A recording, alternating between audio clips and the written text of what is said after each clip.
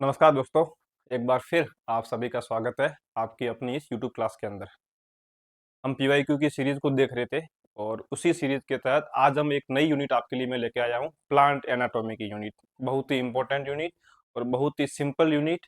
आज मैं आपको इस क्लास में ये भी बताऊंगा कि एनाटॉमी के अंदर आप इतनी बड़ी पूरी यूनिट पढ़ते हो, उसके अंदर भी फिर हमें ये समझ नहीं आता कि कौन सी इस यूनिट में कौन से टॉपिक से कौन सा क्वेश्चन आ रखे हैं, इस टॉपिक से कितने क्वेश्चन आ रखे हैं। तो मैं आज आपको सब बताऊंगा यहाँ पर। एनाटॉमी में अभी तक जैसे बायोलॉजी के 6 पेपर हुए हैं, तो उन 6 पेपर के अंदर टोटल 24 क्वेश्चन आए हैं। तो मैं आपको आज 24 क्वेश्चन बताऊंगा। ये भी बताऊंगा मैं किस टॉपिक से कितने क्वेश्चन आए हैं और कौन से क्वेश्चन कितनी बार रिपीट हुए, मैं आपको ये भी बताऊंगा। ये सब मैं आपको एनालिसिस खुद पूरा करके, पूरे पेपरों को देख के, एक एक क्वेश्चन को देख के, उसके एक एक ऑप्शन को देख के, फिर मैं आपको यहाँ पे पूरा इसका बताता हूँ एनालिसिस।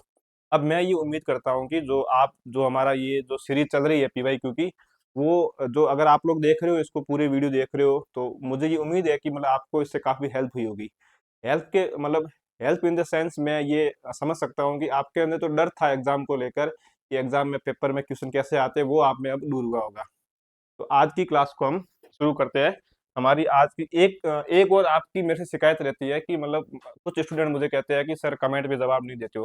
तो आप लोग जिन्हें भी कुछ मतलब किसी को भी कुछ भी पूछना हो, फर्स्ट मतलब साइंस से रिलेटिव, मतलब फर्स्ट गियर सेकंड गियर रीट प्रोफेसर कुछ भी हो नेट का, तो आप लोग मुझे जो पुरानी वीडियो कमेंट मत किया करो। जो नया लेटेस्ट वीडियो होता है आप उस पर कमेंट करो, तो मैं आपको जवाब तुरंत 24 घंटों के अंदर मैं आपको जवाब दे दूंगा। लेकिन आप लोग अगर पुराने वीडियो पे कमेंट करोगे तो वो कमेंट मैं फिर देख नहीं पाता हूँ। इसलिए आपसे ये रिक्वेस्ट है कि अगर कोई भी आप में इंक्वायरी हो तो आप जो न्यू लेटेस्ट वीडियो होता है उस पर कमेंट किया करो। बाकी अब उसमें कल किसी का मैसेज है आपके भाव बढ़ जाए, भाई भाव क्या बढ़ेंगे, शेयर मार्केट पूरा ही डाउन है तो मेरे भाव कहाँ से बढ़ेंगे। तो कोई भाव वाव नहीं बढ़े है, बट रिक्वेस्ट इतनी है कि जो नया वीडियो होता है उसके ऊपर कमेंट किया करो, तो मैं आपको अच्छे से जवाब दे पाऊंगा। तो बिना देरी किए हम शुरू कर रहे हैं। तो आज की हमारी यूनिट का नाम है प्लांट एनाटॉमी। क्या है? Plant anatomy. तो आपको दिख रहा होगा प्लांट एनाटॉमी। और दूसरी बात, इस यूनिट के अंदर जितने भी अपन क्वेश्चन लेंगे वो पूरे पीवाईक्यू, एक भी क्वेश्चन ऐसा नहीं है जो मैंने खुद ने बनाया, एक भी क्वेश्चन ऐसा नहीं है जो मैंने किसी बुक से कॉपी पेस्ट किया हो। सभी के सभी क्वेश्चन आरपीएससी के पेपर से कॉपी पेस्ट वहां से उठाए गए हैं। तो अपन इस एक ही क्लास के अंदर पूरा देख लेंगे। सबसे पहले अपन इसमें देखेंगे कि कहाँ से कौन से कितने क्वेश्चन आ रखे हैं। ये हमारे लिए काफी इंपॉर्टेंट होता है। तो आप देखिए, अभी तक एनाटॉमी के अंदर दो क्वेश्चन हमारे जो आए हैं, इस एनाटॉमी में दो क्वेश्चन हमारे को मिले हैं स्टील तथा उसके कंपोनेंट से। तो आपको पता है कि स्टील क्या होता है, एक तो ये पूछ रखा है, एक पूछ रखा है इसके कंपोनेंट के बारे में। तो हमारे एनाटॉमी के अंदर अभी तक दो क्वेश्चन आपको यहाँ से मिले हैं। उसके बाद आपको दो क्वेश्चन मिले हैं ग्राउंड टिश्यू से मिले हैं। आपने पढ़ा होगा ना, पढ़ेंगे आगे, टिश्यू सिस्टम तीन प्रकार का होता है, एपिडर्मल टिश्यू सिस्टम और ग्राउंड टिश्यू सिस्टम और वेस्कुलर टिश्यू सिस्टम। उनमें से दो क्वेश्चन, सॉरी एक क्वेश्चन है ना, वापिस सुनना।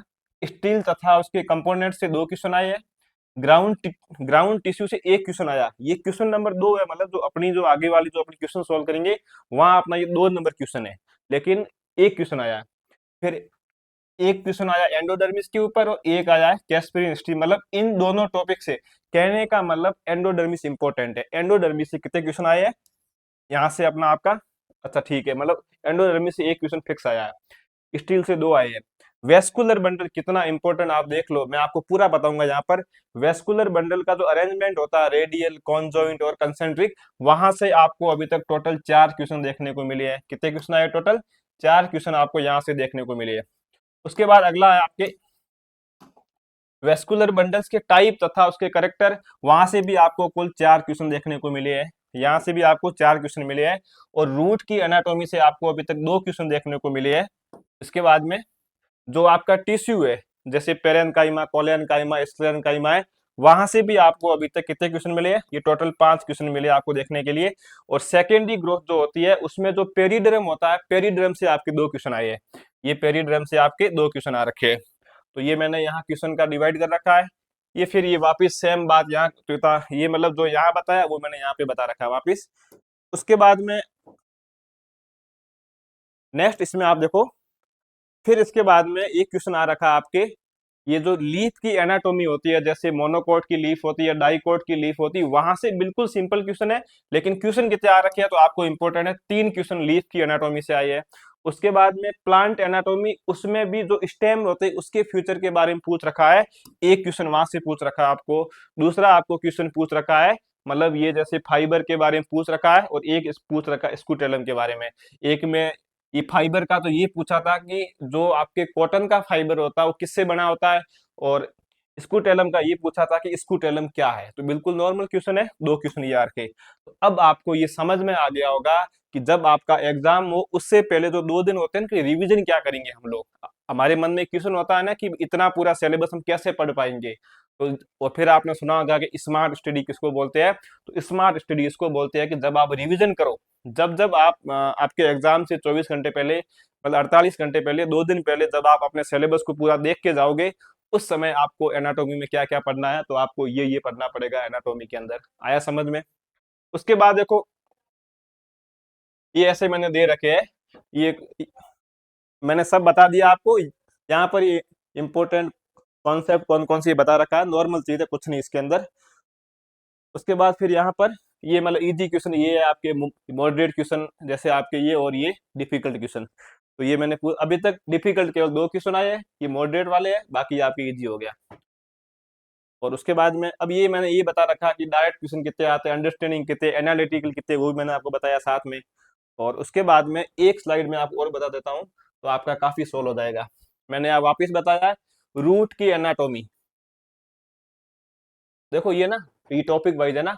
जब रूट की एनाटोमी की बात आएगी तो उसमें स्टील, पित्त, कैस्परियन स्टील, इन सभी को मिलाकर 5 क्वेश्चन। आप स्टेम की एनाटोमी देखोगे तो 6 क्वेश्चन, इसका मतलब रूट से क्वेश्चन 6 आ रखे हैं। लीफ की एनाटोमी देखोगे तो आपको यहाँ से 3 क्वेश्चन मिले हैं, इसका मतलब लीफ से इंपॉर्टेंट स्टेम और रूट है आपके लिए। फिर प्लांट के जो टिश्यू होते हैं, टिश्यू में जैसे आपके ये पूछ रखा है कि फ्लोएम है, उसमें ये टिश्यू वाला, लिग्निफाइड वाला, यहाँ से 2 क्वेश्चन आ रखे हैं। अब वो क्वेश्चन दो कौन कौन से मैंने ये भी बता दिया है। एक क्वेश्चन आ रखा है कि फ्लोएम के अंदर डेड सेल कौन सी होती है, और एक क्वेश्चन ये आ रखा है कि कौन से टिश्यू के अंदर लिग्निफाइड सेल पाई जाती है। उसके बाद में वेस्कुलर टिश्यू एंड बंडल, वहां से आपकी 2 क्वेश्चन सॉरी, वेस्कुलर बंडल से 4 क्वेश्चन आ रखे हैं। उसके बाद में नेक्स्ट है आपके सीड की एनाटोमी से आपके केवल 1 क्वेश्चन आया है, उसने ये पूछा था स्कूटेलम क्या है। फिर आपके ये फाइबर से आ रखा है, ये आपके यहाँ से 1 क्वेश्चन आ रखा है फाइबर के बारे में। और उसके बाद में ये मतलब ऐसे आपस में मैच करने का था, इनको आपस में मिलाना था, वहां से आपके अभी 1 क्वेश्चन आ रखा है। तो ये मैं उम्मीद करता हूँ कि आपका ये पूरा जो एनालिसिस था एनाटॉमी के बारे में यह समझ आ गया होगा। अब देखो, 23 क्वेश्चन आए हैं एनाटॉमी के अंदर, 8 टॉपिक से आए हैं। कितने हैं, अपन पढ़ते हैं एनाटॉमी अलग अलग पढ़ते हैं, इसका मतलब सेकेंडरी ग्रोथ से अभी तक आपको एक भी क्वेश्चन देखने को नहीं मिला है फर्स्ट ग्रेड के अंदर। अब अगर कोई एक आधा क्वेश्चन पीछे रह गया तो बात अलग है, बाकी जहां तक मुझे लगता है मैंने क्वेश्चन पूरे ले लिए। तो मतलब 8 टॉपिक से कुल 23 क्वेश्चन आए हैं। अब अपन सोल्व करते हैं आज की क्लास का हमारा फर्स्ट क्वेश्चन। तो आप लोग इस क्वेश्चन को सोल्व करो।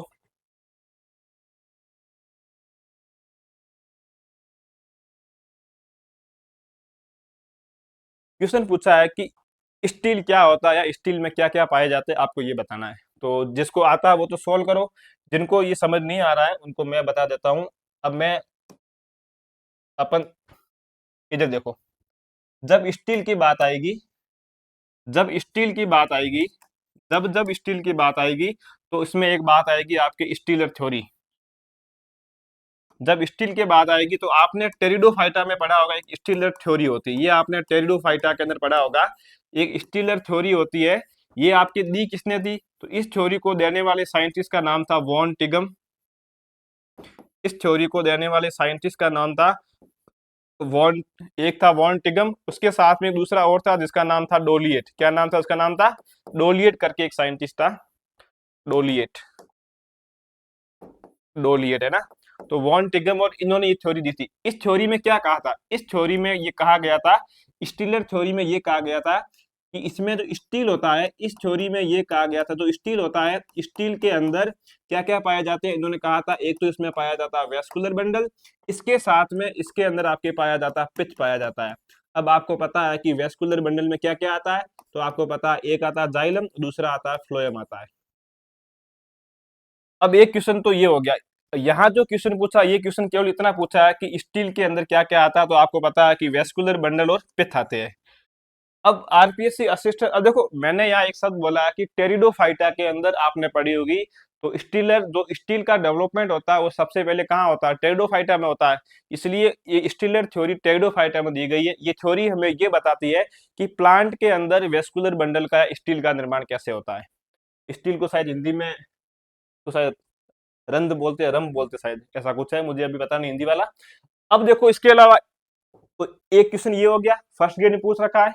ये क्वेश्चन वापस पूछ रखा आरपीएससी असिस्टेंट प्रोफेसर और एसीएफ के अंदर पूछ रखा है कि स्टीलर थ्योरी जो ये समझाती है कि वेस्कुलर बंडल कैसे बनते हैं, स्टील कैसे बनते हैं, वो किसने दी थी, तो वो देने वाले थे वॉन टिगम तथा डोलियट ने दी थी ये। इसके अलावा एक क्वेश्चन आपके फर्स्ट ग्रेड में और आ रखा है कि स्टील के अंदर प्लांट के कौन कौन से टिश्यू को शामिल किया जाता है। तो आपने पढ़ रखा होगा कि सर जो सबसे ऊपर लेयर होती है इसको हम बोलते हैं एपिडर्मिस बोलते हैं, ये आप सबको पता होगा। सबसे ऊपर वाली लेयर को क्या बोलते हैं, एपिडर्मिस। अब एपिडर्मिस के नीचे क्या होगी, तो आपको पता है कि एपिडर्मिस के नीचे होती है हाइपोडर्मिस होती है।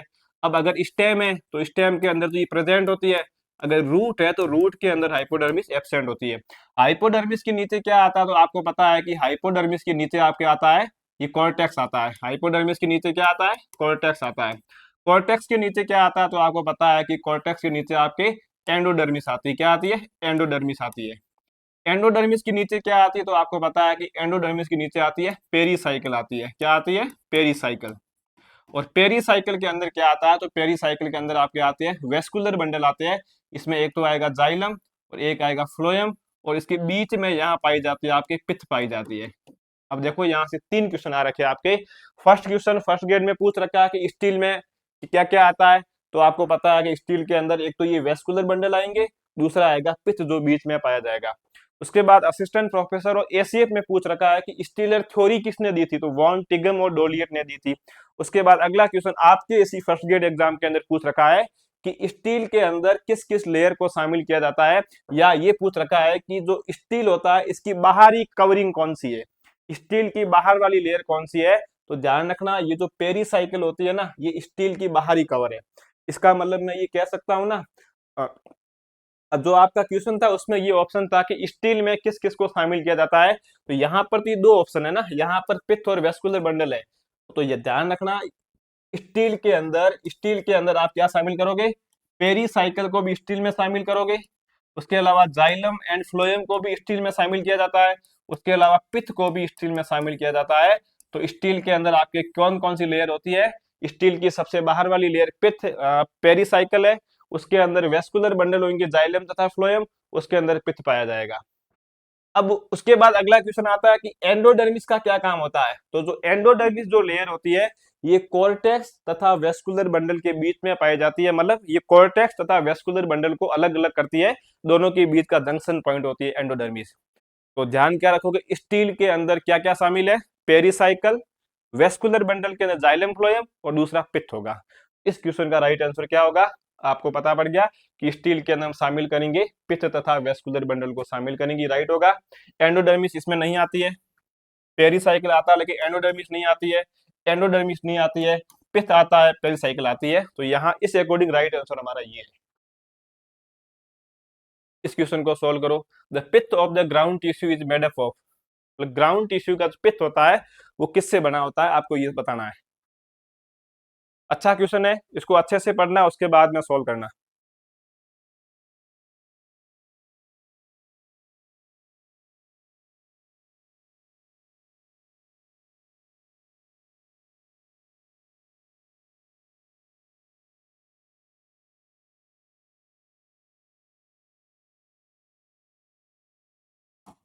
अब देखो मैं कराता हूँ। आपने पढ़ा होगा कि आपके एनाटॉमी में एक एक टॉपिक होगा प्लांट टिश्यू सिस्टम करके। अब प्लांट टिश्यू सिस्टम जो टॉपिक है, plant tissue system, plant tissue system, ये आपने पढ़ा होगा आपके कोर्स में। आपको देखो पूरा बता रहा हूँ ताकि आपका कॉन्सेप्ट पूरा एकदम क्लियर हो जाए। अब आपकी एनाटॉमी के अंदर प्लांट के अंदर तीन प्रकार के प्लांट टिश्यू सिस्टम होते हैं। एक पाया जाता है आपके एपिडर्मिस और epidermal, epidermal tissue system, epidermal tissue system, epidermal tissue system. इस एपिडर्मल के अलावा दूसरा इसमें आपके पाया जाता है, इसके नीचे वाला पाया जाएगा ground tissue system. Ground tissue system, ground tissue system ये आपने पढ़ रखा होगा, लेकिन फिर भी मैं बता देता हूँ ताकि आपको वापस रिकॉल हो जाए। और तीसरा जो आपके होता है वो होता है वेस्कुलर टिश्यू सिस्टम। क्या होता है? Vascular, vascular tissue system, vascular tissue system. अब हम एक एक देखेंगे। जो एपिडर्मल टिश्यू सिस्टम होता है, ये अब देखो मैं यहाँ लिखूंगा सब ई शॉर्ट में। एपिडर्मल टिश्यू सिस्टम होता है, ये पेरेनकाइमा सेल से या पेरेनकाइमा टिश्यू से बना होता है। ये जो एपिडर्मल टिश्यू सिस्टम होता है, ये सबसे बाहर वाला टिश्यू सिस्टम है। इसके द्वारा किसका निर्माण होता है? तो इसके द्वारा एपिडर्मिस का निर्माण किया जाता है। किसका निर्माण किया जाता है? एपिडर्मिस का निर्माण किया जाएगा सर। और इसमें क्या पाया पाया जाएगा? तो आपको पता है कि इसके एपिडर्मिस के ऊपर स्टोमेटा पाए जाते हैं। तो इसी टिश्यू सिस्टम के द्वारा स्टोमेटा का निर्माण किया जाएगा, स्टोमेटा का निर्माण किया जाएगा। और आपको पता है कि जब ये जो एपिडर्मिस होती है, ये जो स्टोमेटा, ये बाहरी है, मतलब ये सबसे बाहर होते हैं। इसके अलावा आपने पढ़ा होगा कि स्टेम की जो एपिडर्मिस है, आपने पढ़ा होगा जो स्टेम की जो एपिडर्मिस है, इस स्टेम की एपिडर्मिस के ऊपर हेयर पाए जाते हैं। और इस हेयर को हम क्या बोलते हैं? तो स्टेम के ऊपर पाए जाने वाले हेयर को हम बोलते हैं ट्राइकोम बोलते हैं। क्या बोलते हैं हम उसको? हम ट्राइकोम बोलते हैं। हमें ये भी पता है कि स्टेम के ऊपर पाए जाने वाले हेयर होते हैं जो ट्राइकोम होते हैं, ये हेयर मल्टी सेलुलर होते हैं। कैसे होते हैं? मल्टी सेलुलर होते हैं। आया समझ में? इसका सर काम क्या होगा? ट्राइकोम का काम क्या होगा? तो ट्राइकोम के दो मुख्य काम है। ट्राइकोम का एक तो इसका फंक्शन होता है सिक्रेशन करना, मतलब स्त्रावण करना। और दूसरा इसका फंक्शन होता है ट्रांसपीरेशन, जिसको हम बोलते हैं वाष्पोत्सर्जन, वाष्पोत्सर्जन को कम करना। ये इसके काम है। तो एक क्वेश्चन ये भी पूछ रखा है कि ट्राइकोम कहाँ पाए जाते हैं? हेयर पे पाए जाते हैं। और हेयर कैसे है? आपके इसी एग्जाम में क्वेश्चन पूछ रखा है, फर्स्ट ग्रेड में आगे क्वेश्चन आएगा कि हेयर ट्राइको सॉरी स्टेम पे पाए जाने वाले हेयर को क्या कहेंगे, और वो यूनिसेलुलर है या मल्टी सेलुलर है, और उसका काम क्या है। अब देखो, हमने अभी बात की स्टेम की एपिडर्मिस की। अब हम बात करते हैं जो रूट की एपिडर्मिस होती है। रूट की एपिडर्मिस होती है, उसको हम एपिब्लेमा बोलते हैं। तो इसके ऊपर हेयर पाए जाते हैं। क्या पाए जाते हैं? हेयर इसके ऊपर भी होते हैं, जिसको हम रूट हेयर बोलते हैं। ये जो रूट हेयर होते हैं, ये आपके होते हैं यूनिसेलुलर होते हैं। कैसे होते हैं? यूनिसेलुलर होते हैं। काम क्या होता है? तो आपको पता है कि जल यानी वाटर तथा जो मिनरल्स होते हैं उनका अवशोषण करना इसका मुख्य काम होता है। आया समझ में यहाँ तक एपिडर्मिस के बारे में? अब उसके बाद दूसरा टिश्यू आता है आपके ग्राउंड टिश्यू सिस्टम। कौन सा आता है? Ground tissue system. अब जब हम ग्राउंड टिश्यू सिस्टम की बात करेंगे, तो आपको पता है कि जब ग्राउंड टिश्यू सिस्टम की बात होगी, तो हम बात करेंगे दो प्रकार से। एक तो हम बात करेंगे आपके स्टेम के अंदर, मतलब स्टेम के अंदर ग्राउंड टिश्यू सिस्टम किस प्रकार से होगा। दूसरी हम बात करेंगे रूट के अंदर ये किस प्रकार से होगा। तो जब स्टेम की बात आएगी, जब स्टेम की बात आएगी, अब देखो आप, एपिडर्मल टिश्यू सिस्टम एपिडर्मिस का निर्माण कर रहा है। अब मुझे बताओ एपिडर्मिस के नीचे क्या आएगा? तो सर एपिडर्मिस के नीचे क्या आता है? हाइपोडर्मिस आता है। तो ये हाइपोडर्मिस का निर्माण करेगा। किसकी निर्माण करेगा? हाइपोडर्मिस का निर्माण करेगा ग्राउंड टिश्यू सिस्टम। स्टेम में करेगा, लेकिन हमें पता है कि रूट के अंदर हाइपोडर्मिस या तो इतनी ज्यादा डेवलप नहीं होती या एब्सेंट होती है।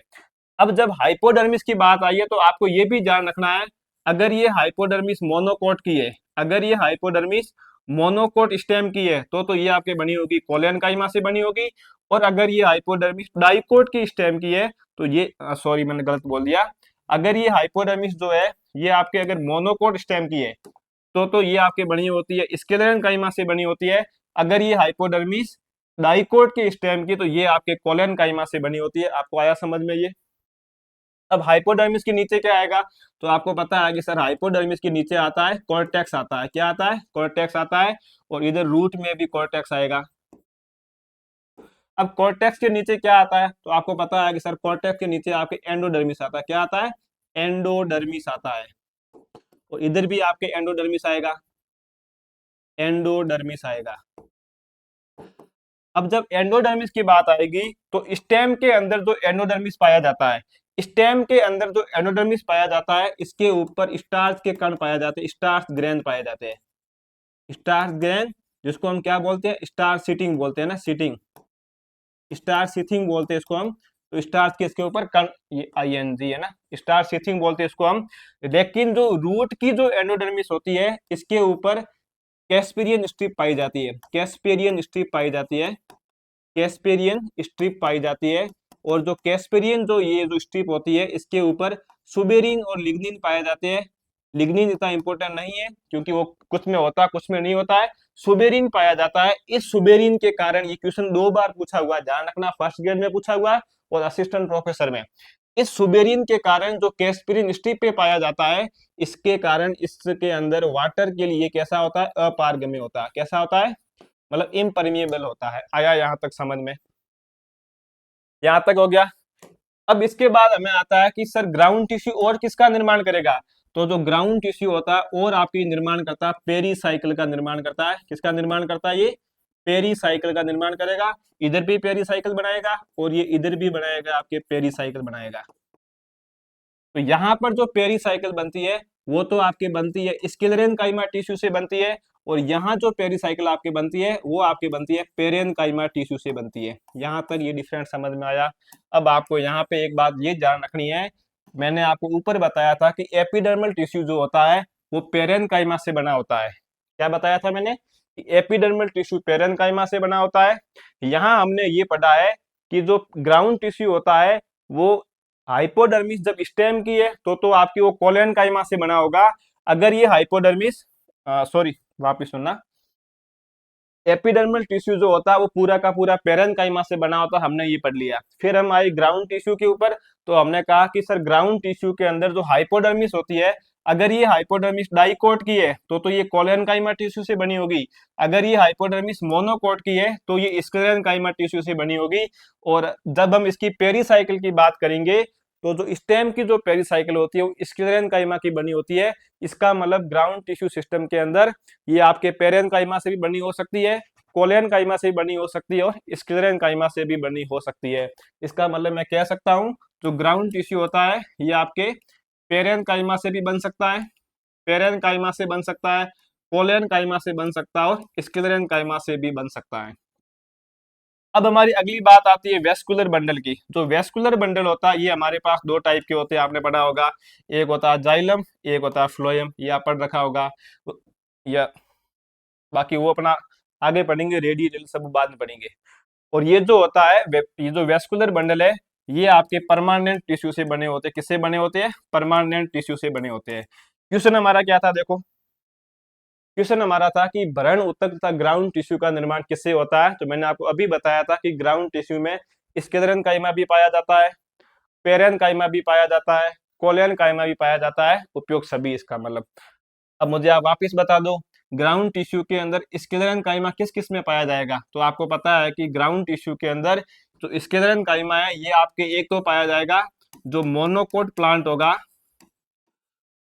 जो मोनोकोट प्लांट है उसका जो स्टेम होगा, उसके स्टेम का जो हाइपोडर्मिस होगा वो स्क्लेरेनकाइमा से बना होगा। ये स्क्लेरेनकाइमा और कहाँ पाया जाता है ग्राउंड टिश्यू में? तो आपको पता है कि जो डाइकोट का स्टेम है, डाइकोट प्लांट का जो स्टेम है, उस स्टेम का जो पेरीसाइकिल है, वो जो पेरीसाइकिल होता है वो भी स्क्लेरेनकाइमा का बना होता है। सर ये पेरेनकाइमा कहाँ पाया जाता है? तो हमने अभी पढ़ा था कि पेरेनकाइमा जो मोनोकोट जो प्लांट होता है, जो मोनोकोट प्लांट है, इस मोनोकोट प्लांट की जो पेरीसाइकिल होती है ये पेरीसाइकिल पेरेनकाइमा से बनी होती है। सर ये कोलेनकाइमा कहाँ पाया जाता है? तो हमने अभी पढ़ा था जो कोलेनकाइमा होता है ये जो आपके डाइकोट स्टेम है, जो डाइकोट स्टेम है, इस डाइकोट स्टेम की जो हाइपोडर्मिस है ये आपके कोलेनकाइमा से बनी होती है। ये क्वेश्चन कई बार पूछ रखा है, आपने देखा होगा जैसे नीम की जो टहनी होती है उसको मतलब अपन उसको कितनी भी ऐसे उसको अपन मरोड़ सकते हैं, उसको करो कर सकते हैं। आपने देखा होगा जो हर्बियसियस प्लांट होते हैं, अब इसमें भी है ना डाइकोट में भी जो शाकीय पौधे होते हैं, जो हर्बियसियस प्लांट होते हैं, वो आंधी के साथ में ऐसे पूरा ऐसे झुकते रहते हैं लेकिन वो कभी टूटते नहीं है क्योंकि उनके अंदर इलास्टिक टिश्यू पाया जाता है जिसको हम कोलेनकाइमा कहते हैं। आया समझ में पूरा क्वेश्चन आपको? फिर अगला question, Casparian strip is found in the cell of, ये मैंने आपको अभी बताया था कैस्पेरियन स्ट्रिप किस में पाई जाती है, ये हमने जस्ट अभी सोल्व किया था हमने। तो कैस्पेरियन स्ट्रिप कहाँ पाई जाती है बताओ? हमने अभी पढ़ा था ना, ये कहाँ पाई जाती है? एंडोडर्मिस के अंदर पाई जाती है। कहाँ पाई जाती है? कैस्पेरियन स्ट्रिप एंडोडर्मिस में पाई जाती है। 2 बातें और बता देता हूँ, ये जो कैस्पेरियन स्ट्रिप होती है ये एंडोडर्मिस में पाई जाती है, ये आपने पढ़ लिया। और ये भी मैंने बताया था इसके ऊपर सुबेरिन का जमाव होता है, इसके कारण ये वाटर के लिए अपारगमेबल होती है। ये पूछा हुआ है कि कैस्पेरियन स्ट्रिप पे कौन सा मटेरियल पाया जाता है जिसके कारण से वो वाटर के लिए इम्परमिएबल होती है, तो वो सुबेरिन के कारण होती है। अब देखो, ये जो एंडोडर्मिस होती है इसके बारे में इंपॉर्टेंट बातें।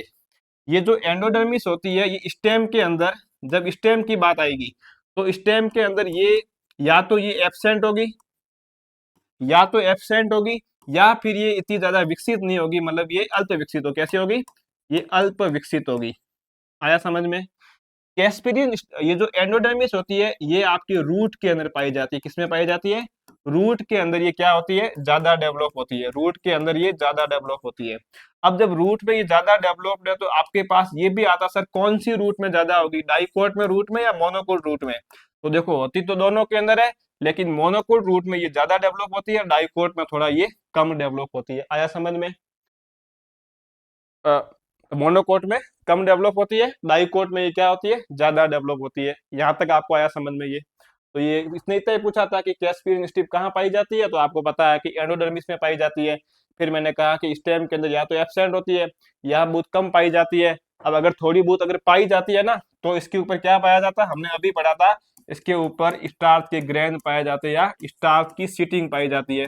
तो एंडोडर्मिस के अंदर, सॉरी स्टेम के अंदर एंडोडर्मिस के ऊपर स्टार्च सीटिंग पाई जाती है। जब रूट की बात आएगी तो वहां पर कैस्पेरियन स्ट्रिप पाई जाती है। यहां तक आया समझ में? अगले वाला क्वेश्चन सॉल्व करो आप। Scattered vascular bundle are the salient feature of the stem of which of the following. यहाँ से 5 क्वेश्चन आए वेस्कुलर बंडल से, इस वाले टॉपिक से। इसको अच्छे से पढ़ो फिर सॉल्व करो।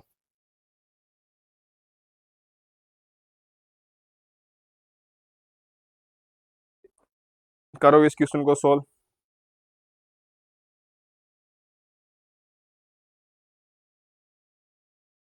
अब देखो, इसने पूछा है कि किसमें, मतलब किसके तने में बिखरे हुई वेस्कुलर बंडल होते हैं। अब देखो, यहाँ बात आती है वेस्कुलर बंडल की। ये हमने बात की वेस्कुलर बंडल की। अब आपको पता है कि जैसे ही वेस्कुलर बंडल आपके माइंड में आता है तो आपको पता है कि सर एक तो ये पाए जाते हैं स्टेम के अंदर पाए जाते हैं वेस्कुलर बंडल, और एक ये आपके पाए जाते हैं रूट के अंदर। इसको आराम से समझना, यहाँ से क्वेश्चन आ रहा है, ध्यान रखना। एक पाए जाते हैं रूट के अंदर। अब जब स्टेम में पाए जाते तो यहाँ से वापस दो ऑप्शन है, या तो ये पाए जाएंगे डाइकोट के अंदर या आपके ये पाए जाएंगे मोनोकोट के अंदर। है समझ में? जब रूट की बात आएगी तो यहाँ पर भी यही आएगा, या तो ये पाए जाएंगे डाइकोट के अंदर और एक ये पाए जाते हैं आपके मोनोकोट के अंदर। इसको आराम से समझो, यहाँ से क्वेश्चन आ रखे हैं।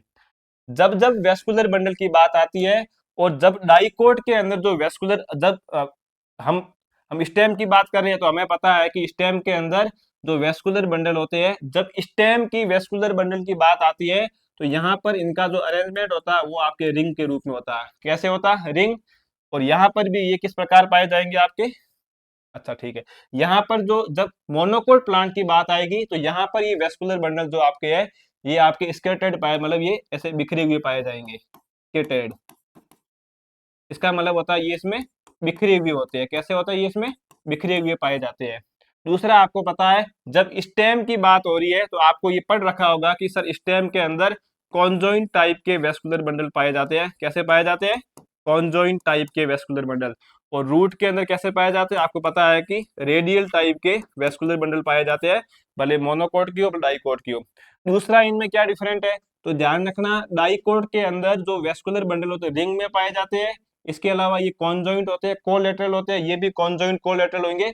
इंपॉर्टेंट क्या? इंपॉर्टेंट ये है, इसके अंदर कैम्बियम जो होती है, डाइकोट के अंदर जो कैम्बियम होती है वो आपकी प्रेजेंट होती है। जब कैम्बियम प्रेजेंट है तो ये आपके ओपन टाइप का वेस्कुलर बंडल हो जाएगा। जब ये ओपन टाइप का है तो इसके अंदर सेकेंडरी ग्रोथ पाई जाएगी। जब मोनोकोट स्टेम की बात आएगी तो इसके अंदर जो आपके कैम्बियम होती है, तो वेस्कुलर कैम्बियम है वो इसमें एब्सेंट होती है।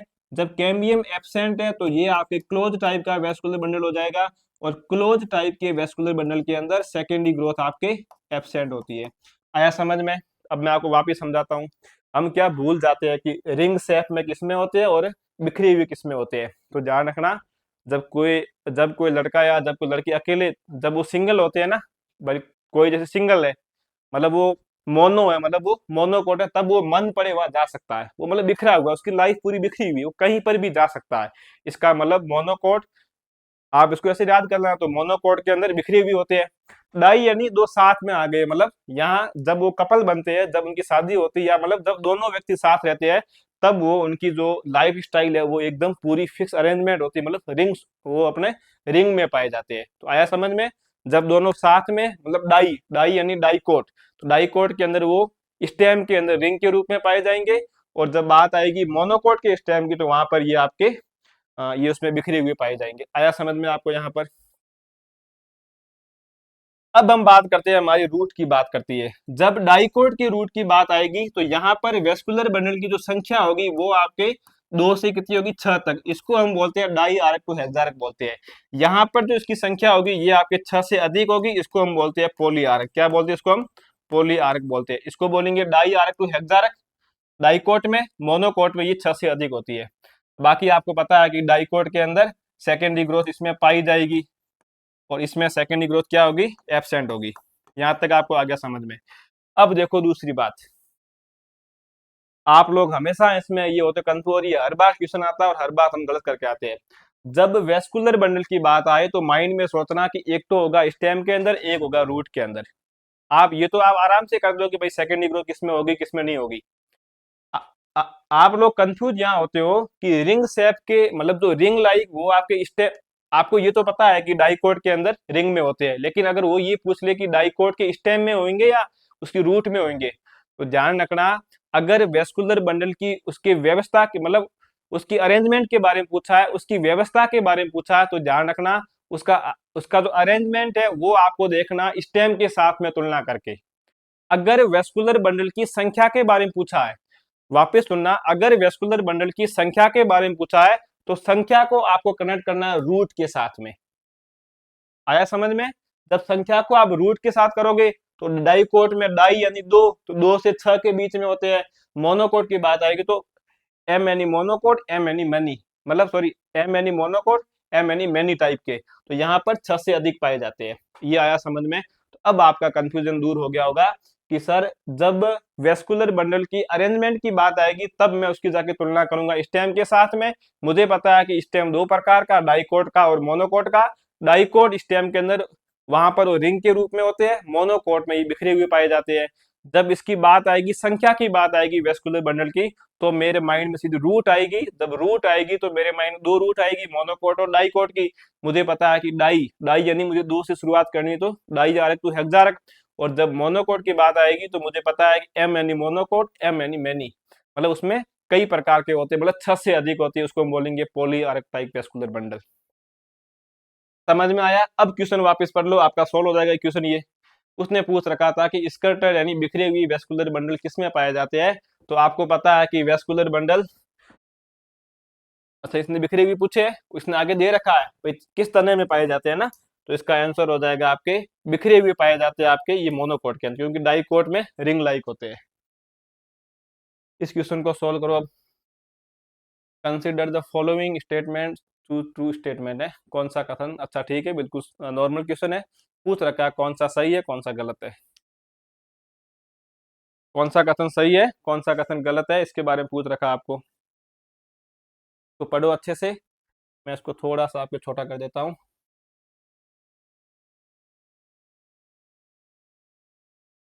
ऑप्शन आपको नीचे नहीं देखने, इसको पढ़ के बता दो कौन सा सही है कौन सा गलत है। यहाँ से आपके 2-3 क्वेश्चन आ रखे, इसी एक टॉपिक से आ रखे हैं।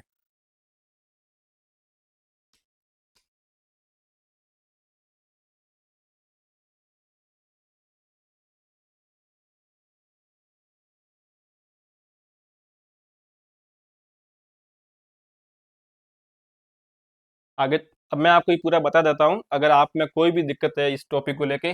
अब देखो, जब जब बात आएगी आपके वेस्कुलर बंडल की, जब जब बात आएगी आपके वेस्कुलर बंडल की, जब वेस्कुलर बंडल की बात आएगी तो आप ध्यान रखना इसके अंदर, जब बात वेस्कुलर बंडल की आएगी तो डेवलपमेंट के आधार पर यानी विकास के आधार पर, डेवलपमेंट के आधार पर, मतलब डेवलपमेंट के आधार पर इसको हम डिवाइड करेंगे 3 टाइप के अंदर। एक हम 3 टाइप में कितने में करेंगे इसको, हम 3 टाइप के अंदर इसको हम डिवाइड करेंगे। इसको पूरा समझना, यहाँ से आप हर बार कंफ्यूज होते हो। इसको हम डेवलपमेंट के आधार पे 3 टाइप। फर्स्ट टाइप हमारा हो जाएगा रेडियल टाइप, ये आपने पढ़ रखा होगा, जिसको हम अरिये बोलते हैं। दूसरा हमारा हो जाएगा कॉन्जॉइंट टाइप, कॉन्जॉइंट यानी इसको हम संयुक्त बोलते हैं। और तीसरा हमारा हो जाएगा कंसेंट्रिक। सकेंद्रीय, सकेंद्र की, इसको बोलेंगे संयुक्त, इसको हम बोलेंगे अरीय। अब आपको पता है कि जो रेडियल वेस्कुलर बंडल होता है ये कहाँ पाया जाता है, तो आपको पता है ये रूट में पाया जाता है। अब ये आपको पता है कि रेडियल का मतलब क्या है, रेडियल का मतलब जब जाइलम और फ्लोएम अलग अलग त्रिज्या पे पाए जाते हो, कहने का मतलब इसका डायग्राम ऐसे बनेगा, यहाँ अगर ये जाइलम है तो यहाँ ये फ्लोएम बनेगा, वापस यहाँ जाइलम है तो यहाँ फ्लोएम बनेगा। तो ये आपके जाइलम, ये फ्लोएम मतलब एक दूसरे के ऐसे अलग अलग रेडियस पर पाए जाते हैं, तो ये रूट में पाए जाते हैं रेडियल टाइप के। अब यहाँ से दूसरा क्वेश्चन ये पूछ रखा है, अगर रूट के अंदर ये पाए जाते हैं तो यहाँ पर आपने ये भी पढ़ा होगा, इसमें जो जाइलम होता है, रूट के अंदर जो जाइलम होता है ये इसमें एक्जारक होता है, ये आपने पढ़ रखा होगा ना, एक्जारक होता है।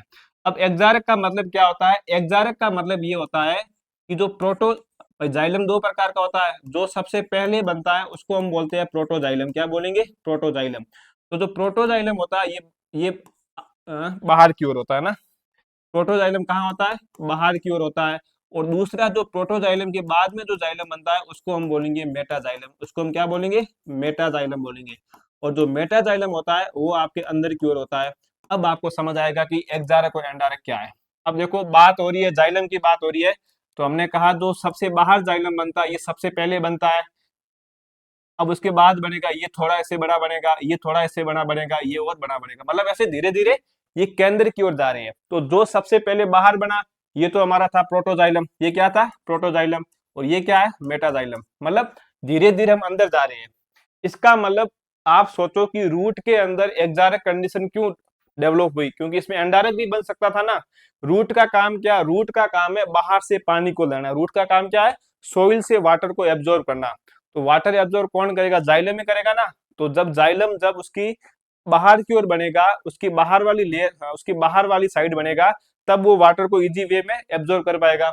इसलिए प्रोटोजाइलम बाहर बनेगा, फिर धीरे धीरे फिर ये इस सीक्वेंस में जाते हैं ना, परिधि से केंद्र की ओर जाते हैं। मतलब पानी जो होता है वो बाहर से ऐसे बीच में जाता है ना, तो ऐसे तो यानी कि पानी यहाँ भाई सेंटर से बाहर आता है परिधि की ओर। रूट के अंदर पानी जो होता है ये जैसे वाटर का फ्लो है, रूट के अंदर जो पानी होता है वो बाहर से ऐसे अंदर की ओर जाता है। जब पानी बाहर से अंदर जा रहा है तो पहले बना वो प्रोटोजाइलम, फिर उसके बाद में मेटाजाइलम। इसका मतलब मैं कह सकता हूं कि रूट के अंदर जो जाइलम का जो डेवलपमेंट होता है, उसका जो सीक्वेंस होता है डेवलपमेंट का, वो मुझे बताओ अभी केंद्रीय होता है या, हाँ आप मुझे ये बताओ इसमें जो जाइलम का जो डेवलपमेंट हो रहा है, आपको पता है कि ये परिधि से सेंटर की ओर हो रहा है। जब परिधि से सेंटर की ओर डेवलपमेंट होता है उसको हम बोलते हैं सेंट्रीपिटल या सेंट्रीफ्यूगल, इसको हम इंग्लिश में बोलते हैं सेंट्रीपिटल। तो यहाँ आपको ध्यान रखना है कि रूट के अंदर जो जाइलम का जो डेवलपमेंट होता है ये आपके सेंट्रीपिटल होता है, क्या होता है, सेंट्रीपिटल, जिसको हम हिंदी में बोलते हैं अभिकेंद्री, क्या बोलेंगे, अभिकेंद्री, ये था रूट। अब कुछ जगह आप देखोगे इसकी अपवाद है, कुछ रूट ऐसी होती है, कुछ रूट ऐसी होती है जिसके अंदर रेडियल टाइप का वेस्कुलर बंडल नहीं होता है, जैसे आपकी मूली है, इसके अलावा आपका सलजम है, इसके अलावा आपका गाजर है। अब आप सोच रहे हो कि सर ये रूट है, रूट होते हुए भी इसके अंदर रेडियल टाइप का नहीं होता है, क्योंकि रूट का मुख्य काम क्या होता है, रूट का मेन काम होता है आपके वाटर को एब्जॉर्ब करना। लेकिन यहाँ पर जो रूट पाई जा रही है मूली के अंदर, सलजम के अंदर, गाजर के अंदर, इन रूट का जो मेन काम होता है वो फूड को स्टोरेज करना होता है। क्या काम होता है, फूड को स्टोरेज करना होता है। तो यहाँ पर रेडियल नहीं पाया जाता, यहाँ पर आपके कॉन्जोइट वेस्कुलर बंडल पाया जाता है। जैसे ये किसी आज तक क्वेश्चन नहीं आ रखा, लेकिन मैंने ऐसे नॉलेज के लिए आपको बता दिया। क्वेश्चन आपके यहीं से आ रखा, एक क्वेश्चन ये आ रखा है कि रेडियल टाइप का किसमें पाया जाता है। दूसरा क्वेश्चन ये आ रखा है रूट में एक्जारक होता है या एंडारक होता है। आपको पता है कि पानी बाहर से आएगा तो उसमें एक्जारक होगा। सर एक्जारक का मतलब क्या होता है, एक्जारक का मतलब ये है कि प्रोटोजाइलम बाहर पाया जाएगा, प्रोटोजाइलम परिधि पे पाया जाएगा, और जो मेटाजाइलम होता है वो आपके अंदर मतलब सेंटर में पाया जाएगा, इसको बोलेंगे। तो इसका मतलब ये बाहर से अंदर की ओर बन रहा है, इसको हम बोलेंगे सेंट्रीपिटल बोलेंगे। फिर आप आ जाओ कॉन्जॉइंट के ऊपर। अब ये जो कॉन्जॉइंट, सॉरी,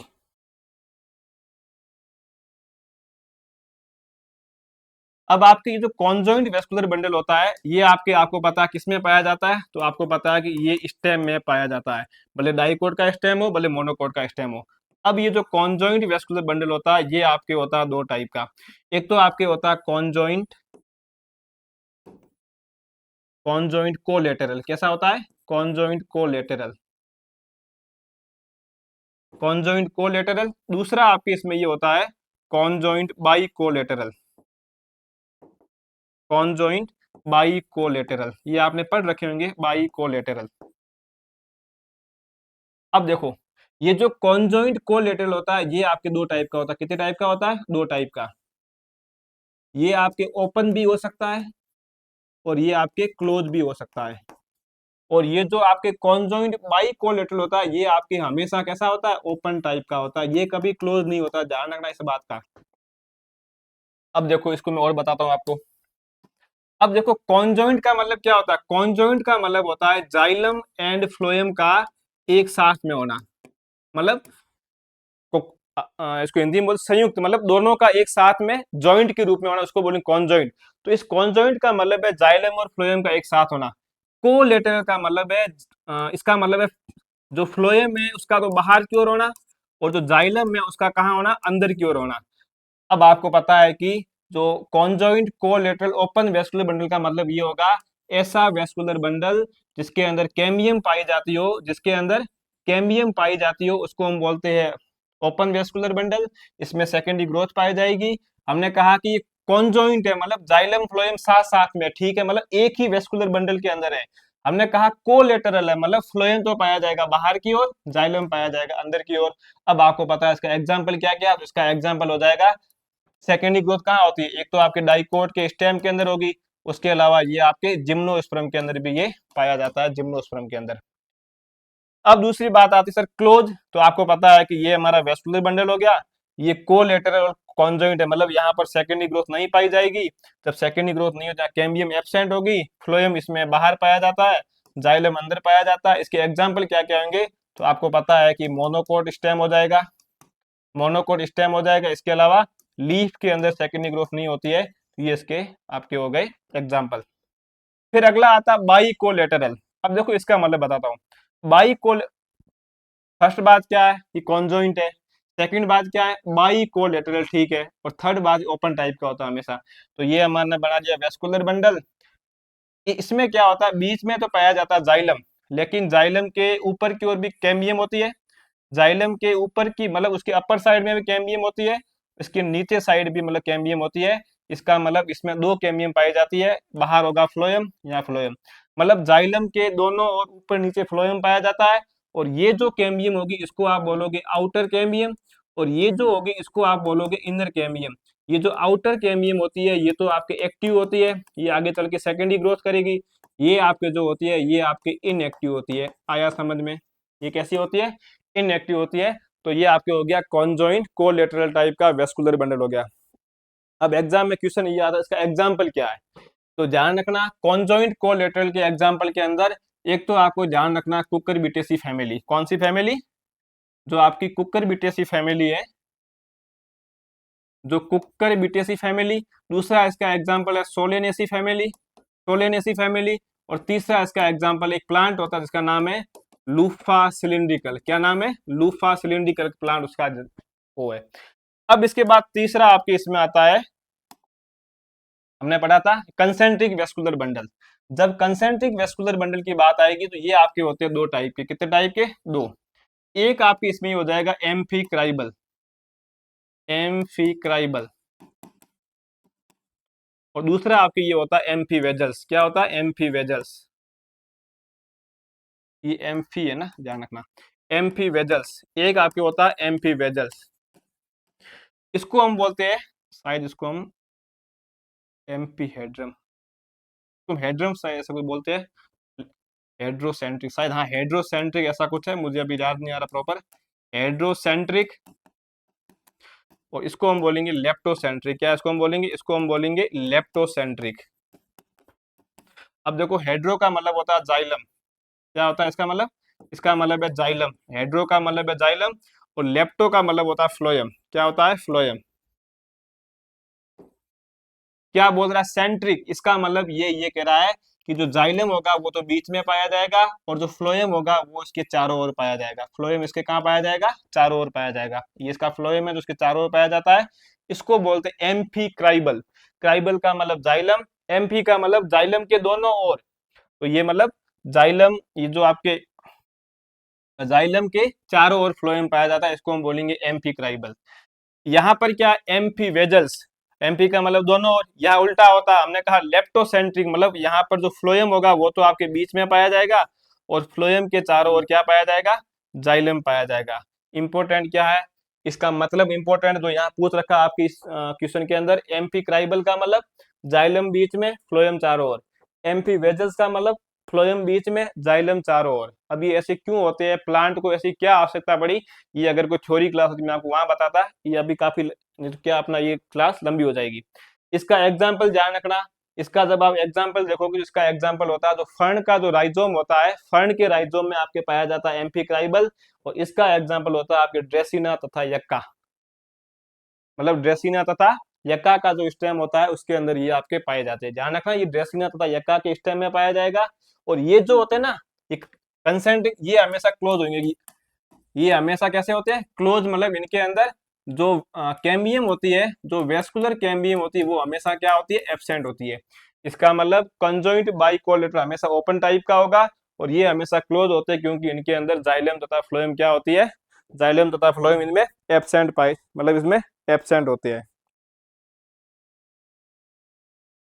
यहाँ तक आपको समझ में आ गया क्या, मैं ये उम्मीद करता हूँ। तो एक बार वापस बता देता हूँ मैं आपको ये पूरा। वेस्कुलर बंडल डेवलपमेंट के आधार पर तीन प्रकार के, रेडियल वेस्कुलर बंडल, उसके बाद में दूसरा हमने पढ़ा था कॉन्जॉइंट वेस्कुलर बंडल, तीसरा हमने पढ़ा कंसेंट्रिक। हमने सबसे पहले पढ़ा रेडियल के बारे में, रेडियल रूट में पाया जाता है, रूट के अंदर जो जाइलम होता है वो उसका डेवलपमेंट एक्जारक होता है, एक्जारक का मतलब होता है प्रोटोजाइलम बाहर, मेटाजाइलम अंदर, और इसका जो डेवलपमेंट होता है वो आपके सेंट्रीपिटल होता है ना, सेंट्रीपिटल होता है। फिर हमने कहा ये इसके अपवाद है, ये रूट होते हुए इनके रेडियल नहीं है क्योंकि इनका मेन इनका फंक्शन होता है फूड को स्टोरेज करना। फिर हम आए कॉन्जॉइंट के ऊपर, हमने कहा कि कॉन्जॉइंट स्टेम में पाया जाता है, और स्टेम के अंदर कॉन्जॉइंट दो प्रकार का, एक तो कॉन्जॉइंट कोलेटरल, दूसरा होगा कॉन्जॉइंट बाइकोलेटरल। हमने कहा कॉन्जॉइंट कोलेटरल का मतलब इसमें फ्लोएम बाहर होगा, जाइलम अंदर होगा। अगर ये ओपन टाइप का है तो वेस्कुलर कैम्बियम पाई जाएगी, इसका एग्जांपल होगा डाइकोट का स्टेम तथा जिम्नोस्पर्म स्टेम होगा।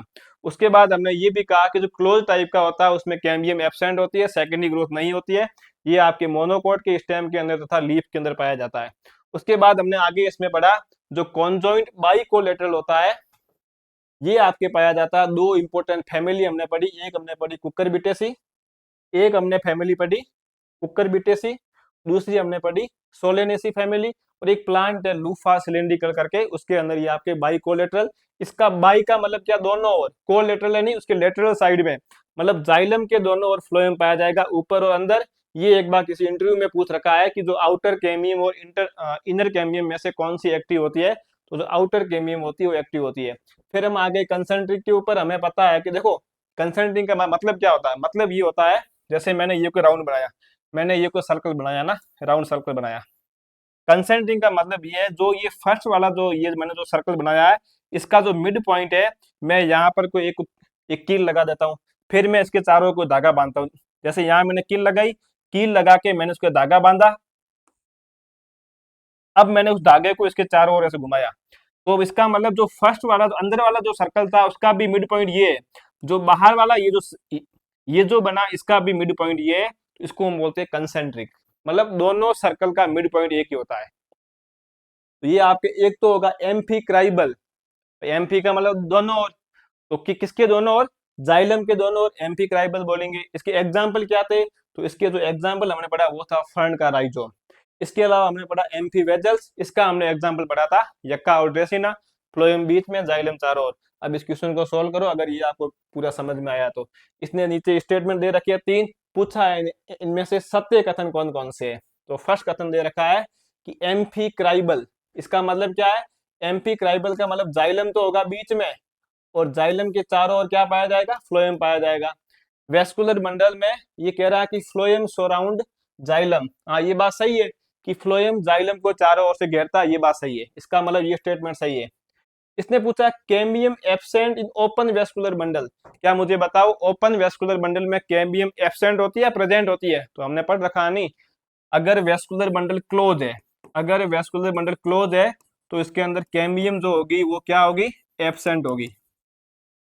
कैम्बियम एब्सेंट होगी। और अगर वेस्कुलर बंडल ओपन है, अगर वेस्कुलर बंडल ओपन है तो इसके अंदर कैम्बियम क्या होती है, प्रेजेंट होती है। और जिसमें कैम्बियम प्रेजेंट होती है उसके अंदर क्या पाई जाती है, सेकेंडरी ग्रोथ पाई जाती है।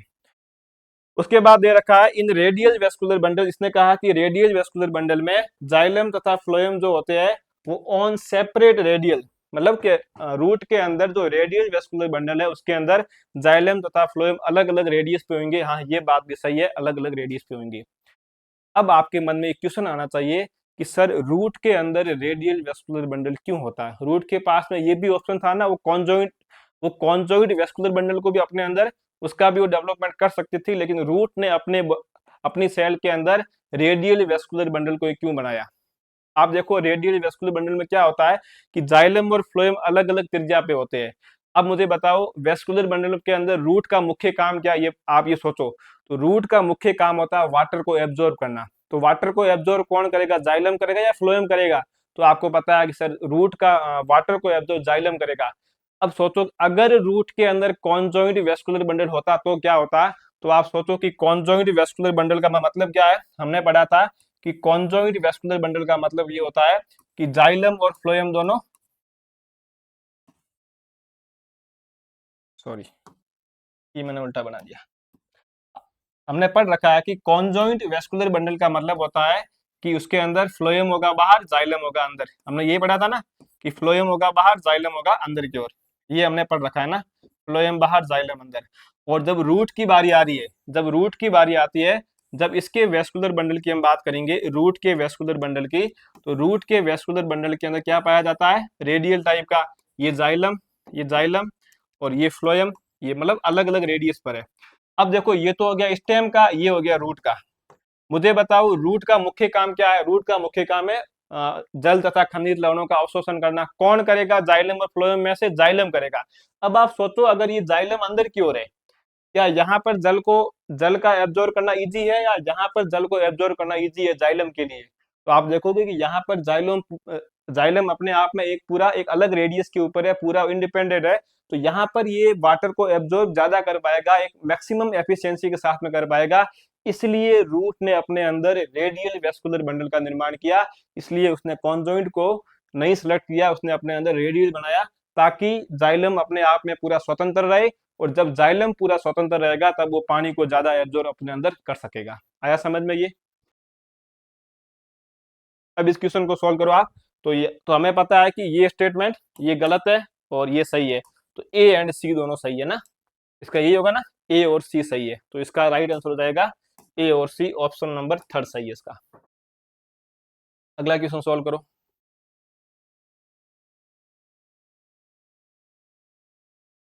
इस क्वेश्चन को सॉल्व करो। जड़ में गोपक फलक का निर्माण है, सॉरी कैलिप्टोजन का निर्माण किसके द्वारा किया जाता है। इस क्वेश्चन को सॉल्व करो। बिल्कुल सिंपल क्वेश्चन है कि कैलिप्टोजन का निर्माण कौन करता है। आपने एक थ्योरी पढ़ी हो जिसका नाम हिस्टोजन थ्योरी, ये आपने पढ़ा होगा ना, हिस्टोजन थ्योरी। आपने ये थ्योरी पढ़ी होगी। हिस्टोजन थ्योरी होती है ये आपके, आपने एनाटॉमी पढ़ी होगी। आपने ये भी पढ़ा होगा ये जो हिस्टोजन थ्योरी है ये हेस्टिन नाम के साइंटिस्ट ने दी थी। किसने दी थी, हेस्टिन नाम के साइंटिस्ट ने दी थी। आपने इस थ्योरी में ये भी पढ़ा होगा सर ये जो थ्योरी होती है ये रूट अपेक्स पर लागू होती है। किस पर लागू होती है, ये रूट अपेक्स पर ये थ्योरी तो लागू होती है, लेकिन ये थ्योरी सूट अपेक्स पर लागू नहीं होती। आपने ये भी पढ़ रखा होगा और ये भी एग्जाम में क्वेश्चन पूछ रखा है। ये सूट अपेक्स पर ये थ्योरी लागू नहीं होती है। तो क्वेश्चन आता है कि सूट अपेक्स पर कौन सी थ्योरी लागू होती है। तो आपने पढ़ा होगा ट्यूनिका एंड जो कार्पस थ्योरी होती है वो सूट अपेक्स पर लागू होती है। हिस्टोजन थ्योरी ये कहती है कि जो मैक्सिमम जो प्लांट होते हैं, हिस्टोजन थ्योरी कहती है कि जो मैक्सिमम प्लांट होते हैं उस मैक्सिमम प्लांट के अंदर, अब देखो हमने क्या पढ़ा, हिस्टोजन थ्योरी रूट अपेक्स पर लागू होती है। तो हिस्टोजन थ्योरी कहती है मैक्सिमम प्लांट की जो रूट होती है उस रूट के अंदर, उस रूट के अंदर तीन प्रकार का मेरिस्टेमेटिक टिश्यू पाया जाता है। तीन प्रकार का मेरिस्टेमेटिक टिश्यू पाया जाता है, मतलब विभ्योतक टिश्यू, विभ्योतक ऊतक तीन प्रकार के होते हैं। कौन कौन से होते हैं तीन प्रकार के। तो इन्होंने कहा कि इसके अंदर एक तो आपके सबसे बाहर की ओर पाया जाएगा डर्मेटोजन। क्या पाया जाएगा, डर्मेटोजन सबसे बाहर पाया जाता है डर्मेटोजन। इसको हम हिंदी में बोलते हैं त्वचाजन। क्या बोलते हैं इसको, हम त्वचाजन बोलते हैं। इस डर्मेटोजोन के नीचे आपके पाया जाता है पेरीब्लेम, लीरो हाँ सॉरी पेरीब्लेम। पेरिब्लेम, इसके नीचे पाया जाता है पेरिब्लेम, और इस पेरिब्लेम के नीचे पाया जाता है प्लीरोम। ये तो होते हैं मैक्सिमम प्लांट के अंदर प्लीरोम पाया जाता है ना। अब ये आपको पता है कि जो ये डर्मिटोजन होता है ये सबसे आउटर होता है, और जो सबसे आउटर होता है वो सबसे आउटर एपिडर्मिस का निर्माण करेगा। किसका निर्माण करेगा? ये एपिडर्मिस का निर्माण करेगा, ये एपिडर्मिस का निर्माण करेगा। अब ये जो पेरिब्लेम होता है ये आपने पढ़ रखा होगा, ये आपके कॉर्टेक्स का निर्माण करेगा, एंडोडर्मिस बनाएगा, ये सब बनाएगा। और जो ये आपकी प्लीरोम होते हैं, जो प्लीरोम होता है ये आपके वेस्कुलर बंडल तथा ये पित्त का निर्माण करते हैं, ये सब आपने पढ़ रखा होगा। ये तो होता है मैक्सिमम प्लांट के अंदर। लेकिन जब बात आएगी आपके लेकिन जब बात आएगी मोनोकोट प्लांट की, जब मोनोकोट प्लांट की बात आएगी तो मोनोकोट प्लांट में ये हिस्टोजन थ्योरी के अकॉर्डिंग रूट के अंदर 3 प्रकार के टिश्यू पाए जाते हैं। लेकिन मोनोकोट प्लांट की रूट के अंदर, मोनोकोट प्लांट की जो रूट होगी इसके अंदर 4 प्रकार के टिश्यू पाए जाते हैं, और चौथा जो टिश्यू होता है उसका नाम होता है कैलिप्टोजन। क्या नाम होता है? कैलिप्टोजन होता है। चौथे टिश्यू का नाम होता है कैलिप्टोजन, इस टिश्यू का नाम होता है। ये 4th नंबर का जो टिश्यू है, इसका मतलब मैं कह सकता हूँ कि डाइकोट की रूट के अंदर 3 टिश्यू होते हैं अकॉर्डिंग टू हिस्टोजन थ्योरी। लेकिन जब मोनोकोट की रूट की बात आएगी तो वहां पर एक और होता है जिसका नाम है कैलिप्टोजन, कैलिप्टोजन।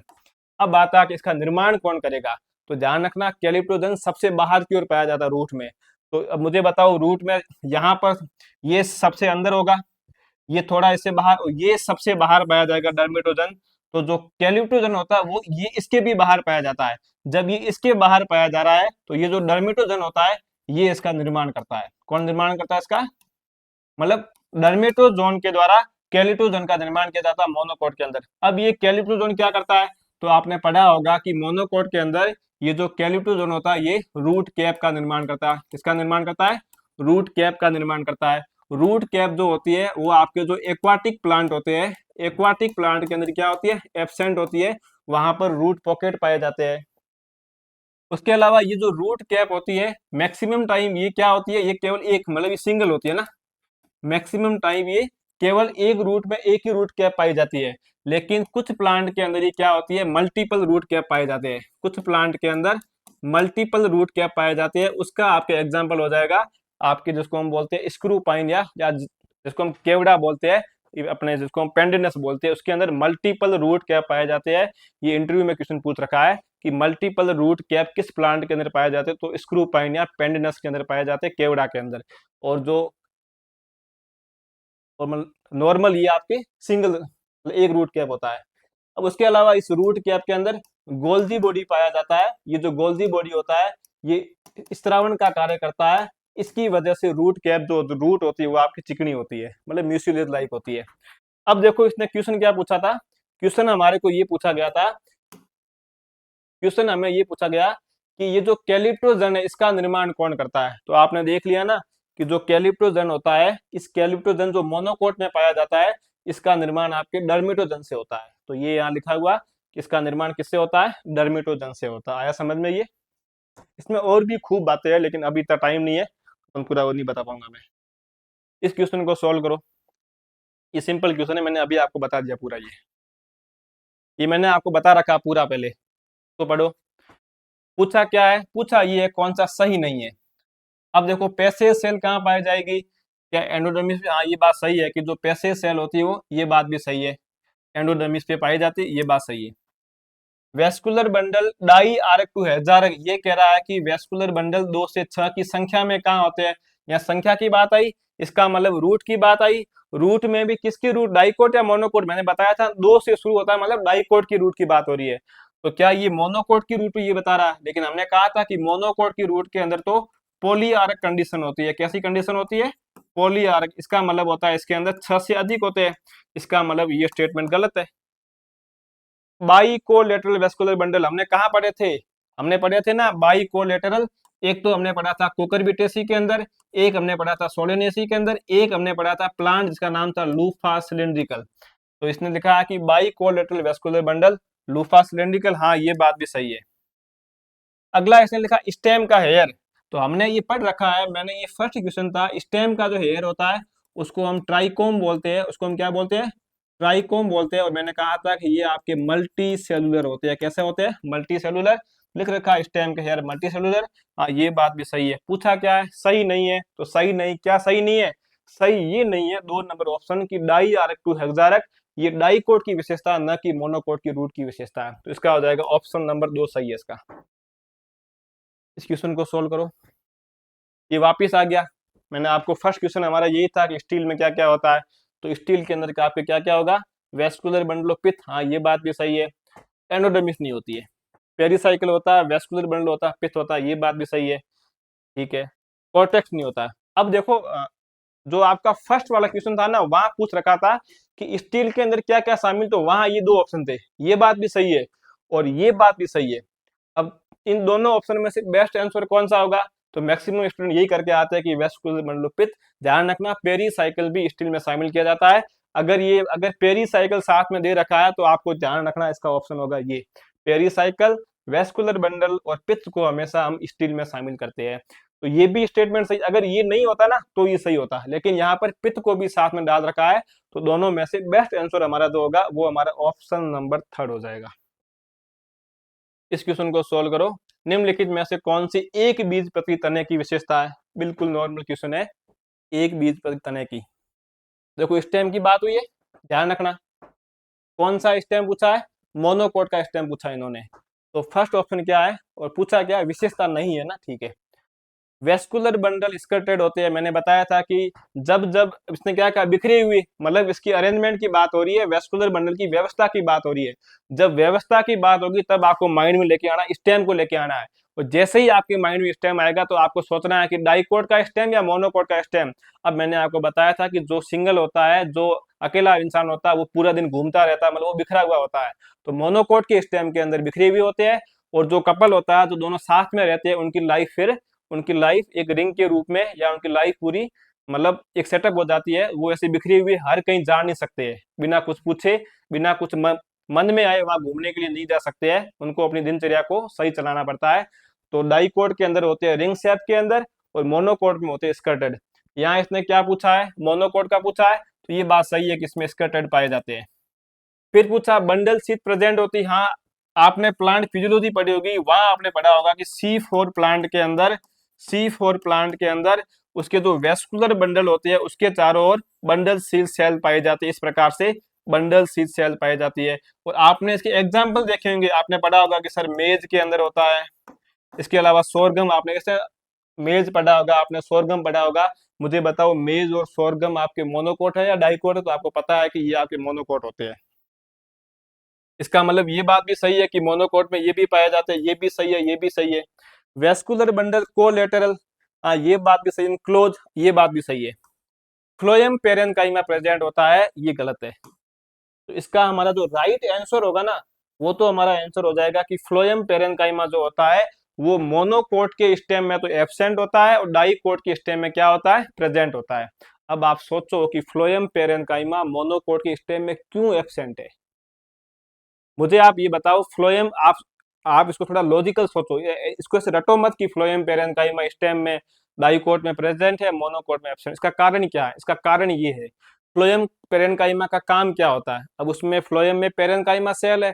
पेरेन्काइमा सेल का काम क्या है? पेरेन्काइमा सेल का काम होता है मतलब फूड को स्टोर करना, उस प्लांट को अपने ये कंडक्शन में हेल्प करना, या उसको सपोर्ट प्रोवाइड करना।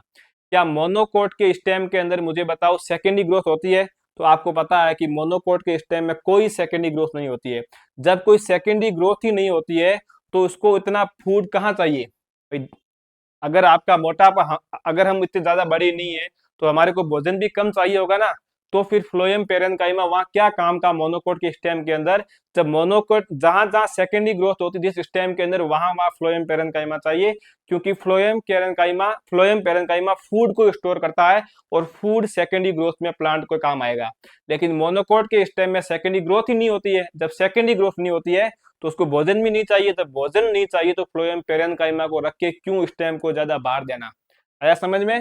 तो स्टेम में फ्लोएम पेरेन्काइमा इसलिए एब्सेंट है क्योंकि उसमें सेकेंडरी ग्रोथ नहीं होती है। दूसरा इसमें ठीक आया समझ में, तो इसका ये हो गया।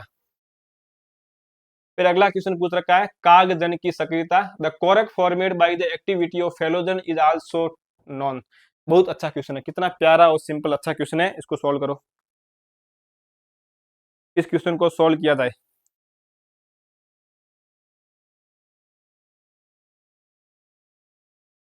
देखो मैं कराता हूँ इसको आपको एक लॉजिक के रूप में, जिसको आता हो कर दो, बाकी मैं आपको लॉजिक बताता हूँ। इसने पूछा है कि जो कोरक पाई जाती है वो किससे बनती है, ठीक है, ये अभी आप छोड़ दो, समझ नहीं है, बता दूंगा मैं। देखो प्लांट के अंदर जो आपके कैम्बियम होती है, एक प्लांट के अंदर जो आपके कैम्बियम होती है, ये आपकी होती है दो टाइप के ना, कितनी होती है, कैम्बियम टू टाइप की होती है।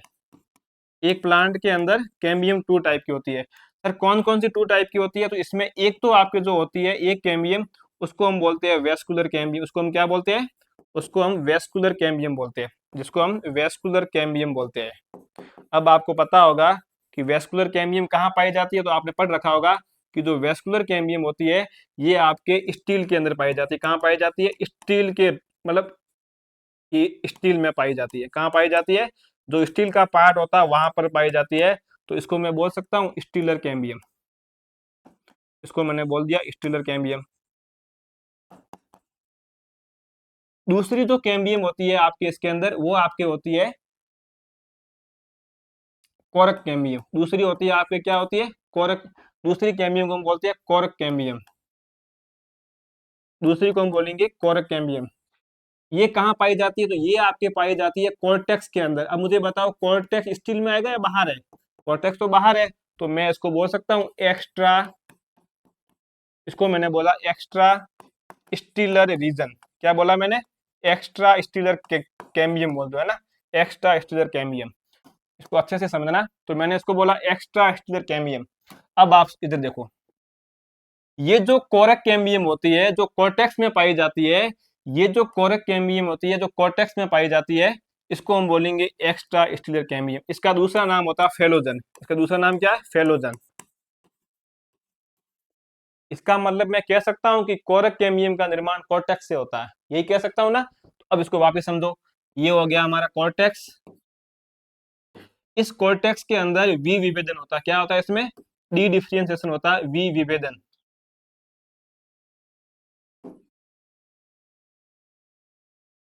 एक मिनट, डी डिफरेंशिएशन होता है, वी विभेदन होता है, इसमें होता है आपकी डी डिफरेंशिएशन होता है, मतलब वी विभेदन होगा। जब इसमें वी विभेदन होगा तो इसके अंदर वापस मेरिस्टेमेटिक इसकी कैपेसिटी आएगी, तो यहाँ पर आपके इसका निर्माण हो जाएगा, आपके कोरक कैम्बियम। किसका निर्माण हो जाएगा, कोरक कैम्बियम का इसमें आपके निर्माण हो जाता है। और ये जो कोरक कैम्बियम का निर्माण हुआ है, ये अब देखो वी विभेदन से बन रही है, इसका मतलब ये कोरक कैम्बियम किसका एग्जाम्पल है, ये आपके सेकेंडरी मेरिस्टेमेटिक, ये आपके सेकेंडरी मेरिस्टेमेटिक टिश्यू है, सेकेंडरी मेरिस्टेमेटिक टिश्यू। ये आपके द्वितीयक विभजोतक का उदाहरण है। ये जो कोरक कैम्बियम का फंक्शन क्या है, कोरक कैम्बियम का जो फंक्शन होता है, इसका जो फंक्शन है वो आपके होता है सेकेंडरी ग्रोथ करना। इसका फंक्शन क्या है, ये सेकेंडरी ग्रोथ करती है। अब आपने पढ़ रखा होगा कि सेकेंडरी ग्रोथ के लिए रेस्पॉन्सिबल कौन सा होता है, तो आपने पढ़ रखा होगा जो लेटरल मेरिस्टेम होता है, जो लेटरल मेरिस्टेम होता है वो सेकेंडरी ग्रोथ करता है। अब अगर मैं पूछूं कि निर्माण के आधार पर, ओरिजिन के आधार पर या डेवलपमेंट के आधार पर कोरक कैम्बियम किसका एग्जाम्पल है, तो ये सेकेंडरी मेरिस्टेम का एग्जाम्पल है। फंक्शन के आधार पर ये किसका एग्जाम्पल है, तो ये आपकी किसका एग्जाम्पल है, लेटरल मेरिस्टेम का एग्जाम्पल है, क्योंकि सेकेंडरी ग्रोथ लेटरल मेरिस्टेम करता है। अब देखो होता क्या है, ये सोचो आप। अब हम आएंगे हमारे क्वेश्चन के ऊपर। क्वेश्चन ये पूछ रखा है, हमें ये पता है कि जो कोरक कैम्बियम होती है, जो कोरक कैम्बियम होती है, जो कोरक कैम्बियम होती है, जिसका दूसरा नाम होता है फेलोजन। क्या नाम होता है जिसका, फेलोजन। ये कोरक कैम्बियम के अंदर, इसमें इस कोरक कैम्बियम में डिवीजन होता है। ये कोरक कैम्बियम बाहर की ओर आपके निर्माण करती है कोरक का, किसका निर्माण करती है, बाहर की ओर, बाहर की ओर बनाती है कोरक, जिसको हम बोलते हैं फेलम बोलते हैं, जिसको हम क्या बोलते हैं, फेलम बोलते हैं। यही कोरक कैम्बियम अपने अंदर की ओर वापस एक डिवीजन करके ये अपने अंदर की ओर बनाती है सेकेंडरी कॉर्टेक्स बनाती है, अंदर की ओर क्या बनाती है, सेकेंडरी कॉर्टेक्स बनाती है। और ये जो सेकेंडरी कॉर्टेक्स होता है इसको हम बोलते हैं फेलोडर्म। क्या बोलते हैं इसको, हम फेलोडर्म बोलेंगे। अब ध्यान रखना, ये क्वेश्चन पूछा हुआ आरपीएस असिस्टेंट प्रोफेसर एसीएफ के अंदर कि कोरक के ऊपर किसका होता है आपके जमाव, इसके ऊपर सुबेरिन पाया जाता है और इस सुबेरिन के कारण ये वाटर के लिए क्या होती है, अपारगम्य होती है। ये पूछा हुआ है। जब सुबेरिन पाया जाता है इसलिए ये जो आपका जो फेलम होता है, ये जो कोरक है, ये आपकी डेड होती है। कैसी होती है, ये डेड होती है क्योंकि इसके सुबेरिन पाया जा रहा है। और इन तीनों को आप सम्मिलित रूप से बोलोगे पेरिडर्म। क्या बोलोगे इसको आप, पेरिडर्म बोलोगे। तो ध्यान रखना, P का मतलब पेरिडर्म, P बराबर P plus P plus P। इसका मतलब इस P का मतलब पेरिडर्म, इस P का ये P इस P का मतलब हो जाएगा फेलोडर्म, ये बीच वाला हो जाएगा फेलोजन, जन का मतलब निर्माण करना, और जो सबसे बाहर वाला ये हो जाएगा फेलम। और यहाँ पाया जाता है सुबेरिन, जिसके कारण ये वाटर के लिए इम्परमिएबल होती है और सुबेरिन की वजह से ये आपकी डेड होती है। अब क्वेश्चन क्या पूछा था, क्वेश्चन ये पूछा था हमारे को यहाँ पर इन्होंने क्वेश्चन पूछा है कि कागजननी, सॉरी एक मिनट, हाँ क्वेश्चन ये पूछा है ये जो कोरक कैम्बियम है, वापस सुनना, क्वेश्चन ये पूछा ये जो कोरक कैम्बियम है, ये जो फेलोजन है, इसकी एक्टिविटी से कोरक का निर्माण होता है या मतलब फेलम का निर्माण होता है। तो उसने क्वेश्चन को पूछा कि फेलम का निर्माण किससे होता है, तो यही क्वेश्चन पूछा। ऊपर देखो आप, पूछा है the cork formed by the activity of phellogen is also known. अच्छा ठीक है, इस कोरक को क्या बोलोगे, सीधा क्वेश्चन सिंपल है कि कोरक कैम्बियम तथा फेलोजन की अंदर एक्टिविटी से कोरक का निर्माण होता है। इस कोरक का दूसरा नाम क्या है, ये क्वेश्चन पूछ रखा है। तो कोरक का दूसरा नाम है फेलम। कोरक का दूसरा नाम क्या है, फेलम। तो इसका हमारे राइट आंसर हो जाएगा फेलम। क्या हो जाएगा, फेलम। आया समझ में ये, इसका हो जाएगा फेलम। यही है ना कि द कोरक फॉर्मेड, मतलब कोरक को हम बोलेंगे phellem bye the activity of phellogen. तो आया समझ में ये, इसका ये हो जाएगा। अब चलते हैं अगले क्वेश्चन पे। इस क्वेश्चन को सोल्व करो, बिल्कुल सिंपल क्वेश्चन है। निम्नलिखित में से किस उत्तक की कोशिका की भित्ति लिग्निफाइड होती है, तो मुझे पता है कि ये आपकी होती है स्क्लेरेंकाइमा की, और ये एक डेड सेल होती है, डेड टिश्यू है। अगला क्वेश्चन सोल्व करो। निम्नलिखित में से किसमें फ्लोएम और जाइलम के बीच में कैम्बियम उपस्थित होता है। मुझे पता है कि कैम्बियम आपके डाइकोट में पाया जाता है, मोनोकोट में कहीं नहीं होगा, डाइकोट में पाया जाता है। तो आप देख लो, इसके अंदर भी नहीं होता कैम्बियम, इसमें भी सेकेंड ग्रोथ होती नहीं है, केवल एक दो प्लांट को छोड़ के इसमें भी नहीं होती है। इसका मतलब इसका आंसर हो जाएगा डाइकोट स्टेम।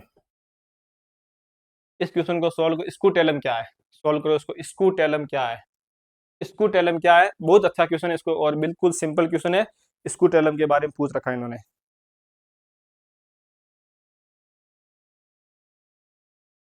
देखो बता देता हूं मैं ना, जब स्कूटेलम, जिसको आता हो सोल्व कर लो, बाकी बताता हूं। जब बात आती है स्कूटेलम की, जब जब स्कूटेलम की बात आती है तो आपको ध्यान रखना, इसका दूसरा नाम होता है कोटिलीडन। क्या नाम होता है इसका, कोटिलीडन। इसको हम बीज पत्र भी कह सकते हैं, कोटिलीडन। ये जो स्कूटेलम होता है, ये आपके पाया जाता है मोनोकोट के सीड के अंदर। किसमें पाया जाएगा, ये आपके जो मोनोकोट का जो सीड होता है, ये उसके अंदर पाया जाता है। किसमें पाया जाता है, मोनोकोट के सीड में। इसका काम क्या है, इसका काम होता है फूड को स्टोर करना। इसका काम क्या है, फूड को स्टोर करना। इसकी लोकेशन क्या होती है, ये इंपॉर्टेंट है। इसकी लोकेशन क्या है, तो ध्यान रखना, इसकी जो लोकेशन होती है, इसकी जो लोकेशन है, एक तो आपके होता है एम्ब्रियो, एक होता है एम्ब्रियो, और दूसरा आपके एक होता है एंडोस्पर्म। क्या होता है, एंडोस्पर्म, एम्ब्रियो एंडोस्पर्म। जो स्कूटेलम जो होता है वो आपके इन दोनों के बीच में पाया जाता है। स्कूटेलम क्या पाया जाता है, इन दोनों के बीच में पाया जाता है। जब सीड का जर्मिनेशन, ध्यान से सुनना, मैं समझा रहा हूं, जब सीड का जर्मिनेशन होगा, जब बीज का अंकुरण होगा, जब सीड का जर्मिनेशन होगा, तो सीड के जर्मिनेशन के समय ये स्कूटेलम क्या करेगा, स्कूटेलम ये जो एंडोस्पर्म होता है, जो भ्रूणपोष होता है, यहाँ से भोजन को लेगा और ये भोजन को ट्रांसफर करेगा एम्ब्रियो के पास में। तो इसका फंक्शन क्या हुआ, इसका फंक्शन है फूड को स्टोर करना।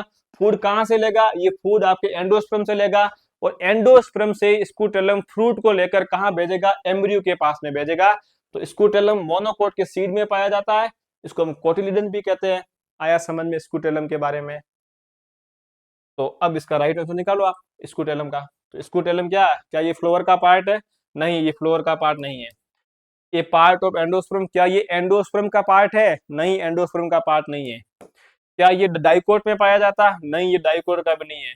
कोटिलीडन ऑफ ग्रासेस, ग्रासेस आपको पता है मोनोकोट के अंदर आती है, ग्रासेस मोनोकोट में आती है। तो ये आपका इसका आंसर हो जाएगा ये। अब आप देखो क्वेश्चन को कितना ऐसे उन्होंने ऐसे थोड़ा टफ बनाया। इसने यहाँ पर तो दिया कि कोटिलिडन ऑफ डाइकोट, लेकिन यहाँ दिया ग्रासेज। अब अगर किसी स्टूडेंट को ये पता नहीं है कि ग्रासेज मोनोकोट के अंदर आती है, तो वो इस क्वेश्चन को सोल्व नहीं कर पाएगा। उसको आते हुए भी वो क्वेश्चन को सोल्व नहीं कर पाएगा, कि उसने पढ़ा होगा कि स्कूटेलम एक कोटिलिडन होता है जो मोनोकोट में पाया जाता है, लेकिन उससे अगर ये इन्फॉर्मेशन नहीं है कि ग्रासेज भी मोनोकोट में आती है, तो ये क्वेश्चन सोल्व नहीं कर पाएगा। अब अगर एग्जामिनर यहाँ दे देता क्या फर्क पड़ता, भाई उसने ऊपर यहाँ डाइकोट दिया है ना, तो यहाँ वो मोनोकोट दे सकता था, लेकिन नहीं, स्टूडेंट को कंफ्यूज करना, उसको चेक करना है कि बच्चे को मतलब कि स्टूडेंट को बेसिक नॉलेज है या नहीं है। तो ध्यान रखना, ग्रासेस आपके मोनोकोट में आती है, स्कूटेलम ये होता है। मैंने फंक्शन बता दिया। अगला क्वेश्चन है ऊपरी अधिचरम में मोटर कोशिकाएं। बिल्कुल सिंपल क्वेश्चन है, फिर से आपके सामने, इसको सोल्व करो अच्छे से। बुलीफोरम या जो मोटर सेल होती है ये कहाँ पाई जाती है, आपको ये सोल्व करना है।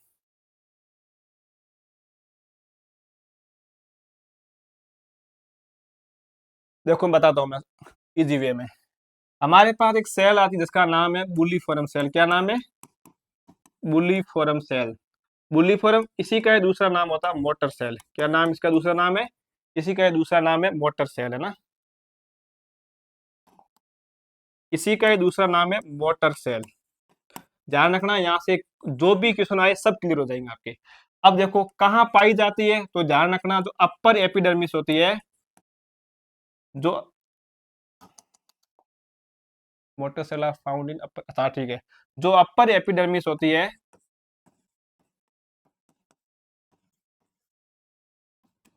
ये पाई कहाँ जाती है, तो अपर एपिडर्मिस और लीफ। तो लीफ की जो ऊपरी जो अधिचरम होती है वहां पाई जाती है। मैं आपको आगे बताऊंगा ये कौन सी अपर को नीचे है।